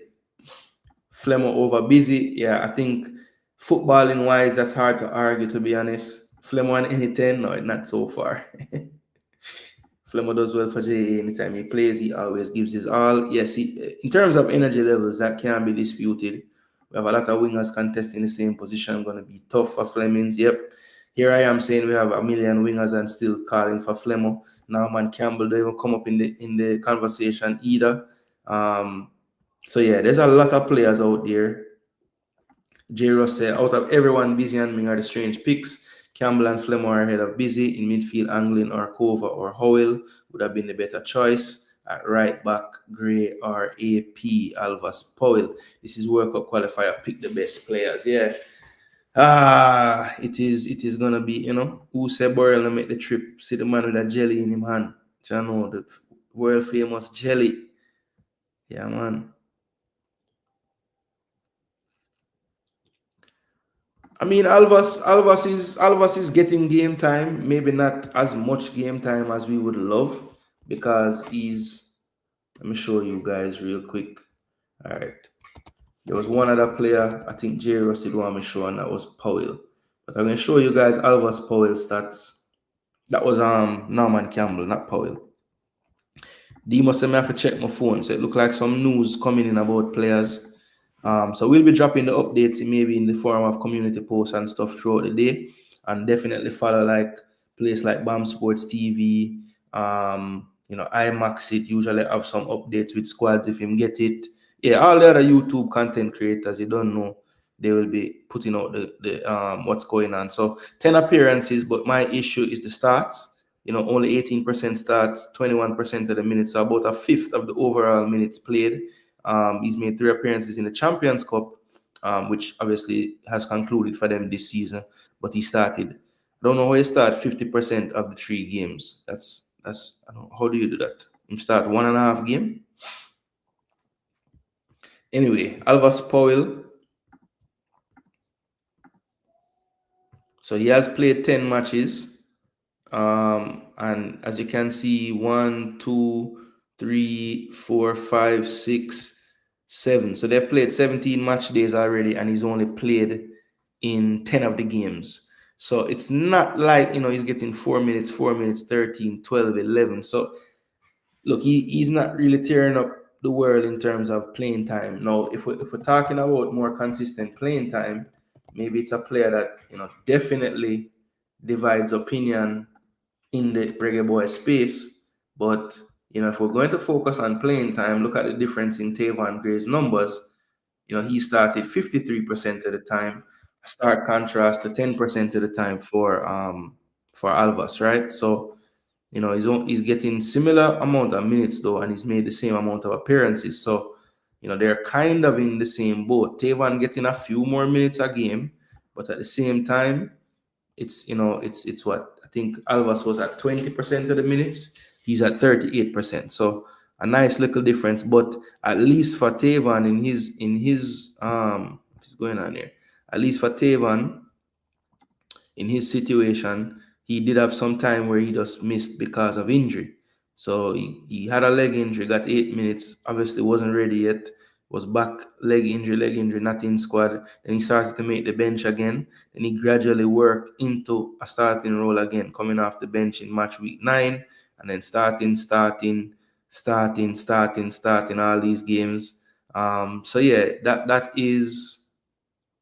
that's a good look. You see here, was in the squad 12 times, started 9, and really and truly the minutes percentage is down because he missed about 6 of the games due to injury. 7 of the games due to injury. So, for me, of the two, he's the one that's getting more consistent starting minutes.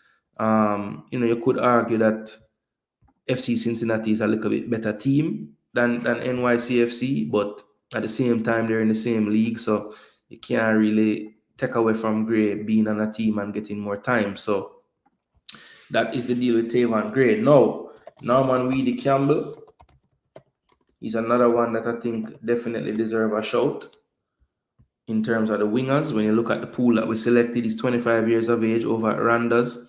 Tough luck to his team. They had a qualifier to make it into Europe and fell just short in that game, so they won't be in Europe next year.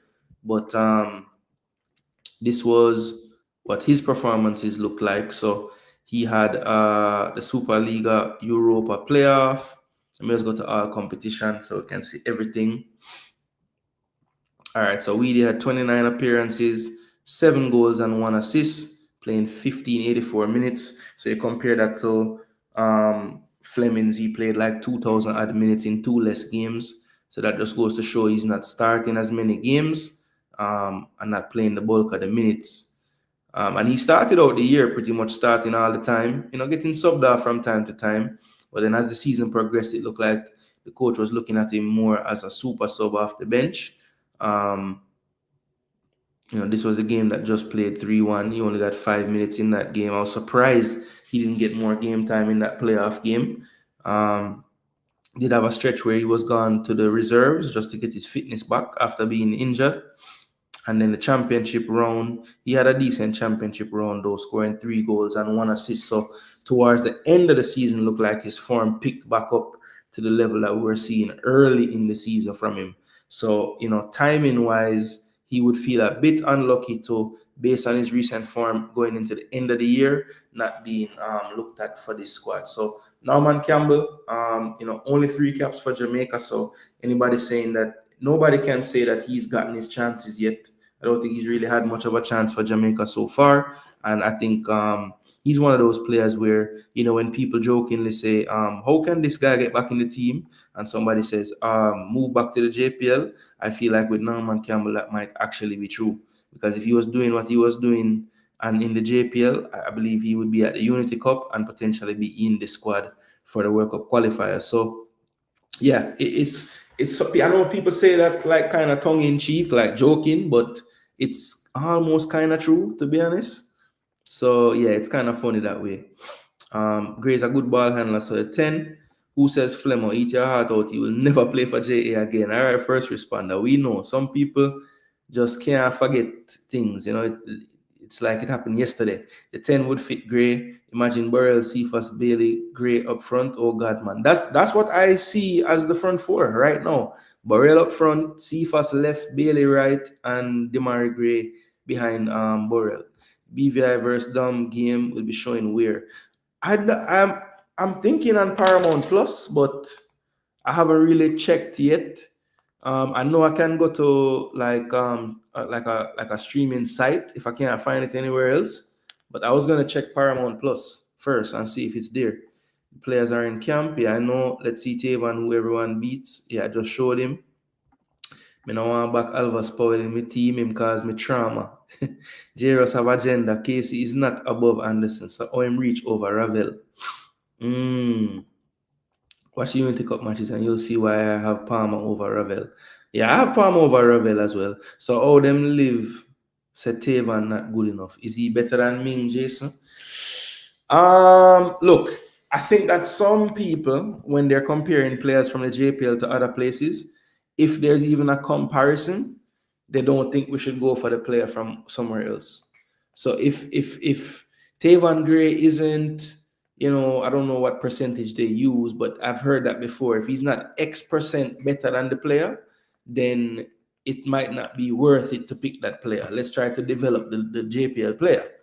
I don't agree with that sentiment. I feel like, if you're better than the person, you're better than the person. Don't include another level and say, oh, you have to be, 10% better than the person. Like what? Why? Why can't he just be better? If the coach or whoever deemed them to be better, then pick the player that you think is better. Simple as that. You don't have to try find no other different thing to, just say the player is better. I wonder if it's just on CONCACAF YouTube. Sometimes CONCACAF YouTube just have the game them, Yeah, it's gonna be on. It's gonna be on YouTube. It's gonna be on YouTube. I wonder if I should just do a watch along and really do some scouting. I think I'm going to scout half the year. It come like when I remember where Albus Powell and Brown doing the team. There's a reason why I never want them in the team. You move from those players, time to give others a chance. Yeah, but I mean, there have been a lot of things happen over the years, and some people get another chance and others don't. I want to know did they kill people? Like, what is it? You know what I'm saying? Powell and Witch Brown, what did they do? I mean, I need to watch Cover. He's overrated. Thought go back to JPL was tongue-in-cheek to say them fail as a joke. No, it have more to do with like people saying if the players leave JPL and playing wherever they went, they don't really get looked at. Yeah, Elric, thank you. I just realized that they're showing it on CONCACAF YouTube. That is nice. Dominica playing BVI in our group in about 12 minutes. It starts at 3 o'clock. Scout half the year, or at least just do first half, then lock off stream second half. No, Mr. Man, even though I have a whole heap of time today, I do have some things I have to do like in the afternoon. So I can't really just step on YouTube. But now that I know it's on YouTube, that is good, because even though I have to run around a little bit, my wife will be with me. So I'll just have her drive and I can just watch the game then and take my little notes, and then yeah. That will help because I'm going to start to prepare for the tactical preview show anyway. So this is the perfect way to prepare. Look on the team, jot down the names, try to take down some names of some players that could potentially cause some trouble. In St. Vincent, the people them say, yo, them can't do nothing to it. And then the tactical preview for that, I tell the people them, Alex Anderson is a very good player. If we give him time and space, he will damage us. And he did. So I'm going to see if there's any BVI people I need to watch out for too. Yeah, so Mr. Man, I would, but I have some things I forgot to run and do. Jason, worst case scenario is BVI winning today and Guatemala losing against DR. All right, so speaking of scenarios, let us look at what's going on today in the group, because we have some games being played, right? So let me go to the sofa score and let's look at CONCACAF World Cup qualifying. And people, I promise this is the last thing that I'm going to do before I sign off. We're almost at the 3-hour mark. Please, hopefully you have smashed the like button. I heard my brethren DBK Sports asking for the 150 likes. So that means you guys were doing a decent job for even to even ask for the 150. So we'll check that before we head out. But this is the CONCACAF World Cup qualifiers. So let's find the wow, this might upset some people. So this was round 2. So this was last summer. Look who's in the team of the week, people. One Boza.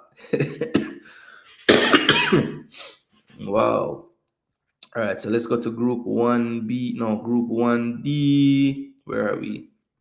Okay, we're in Group 2B. All right, so this is how we are right now, people. So let's take a look. These are the games. We see Dominican played British Virgin Island in last summer. Gave them 4-0. Now today, Dominica play British Virgin Island. And of course, on the 7th, we play British Virgin Island. And then last game, Jamaica, Guatemala, Damrep versus Dominica. Guatemala, the day before. Game a kick-off, people. Well, I'm give the coverage now. Me know BM would have see that first, Javian Brown, yeah, he's injured. I said that because Guatemala will pose more of a threat if they have to win in Jamaica. Okay, I see what you're saying. Okay, that's fine as long as you're getting information for tactical. Yeah, man. I go watch the game, man. I just won't be doing it here. That's all. All right, so Guatemala 6 points, Jamaica 6 points, but you see the games coming up. So Dominica could potentially jump to 3 points today. British Virgin Island could jump to 3 points. It could draw as well. but we'll have to see what ends up happening there. And then, of course, you know, Guatemala play DR, and they could potentially jump to 6 points, even equal with Jamaica and Guatemala. And pretty much for them, I would think that getting a win against Guatemala is probably the one scenario they're seeing as a chance to get into that last round of World Cup qualifying. So it's a pretty much do or die for them. So that's going to be interesting. And that actually is being played the day before. Do you guys have any issue with the fact that we will play on the 7th and Guatemala play on the 6th to then turn around and play them on the 10th? I mean, they will get one more day's rest. I don't know if that really matters to anyone, but you know, I never like a scenario where you play a team and the other team get more time to have the rest.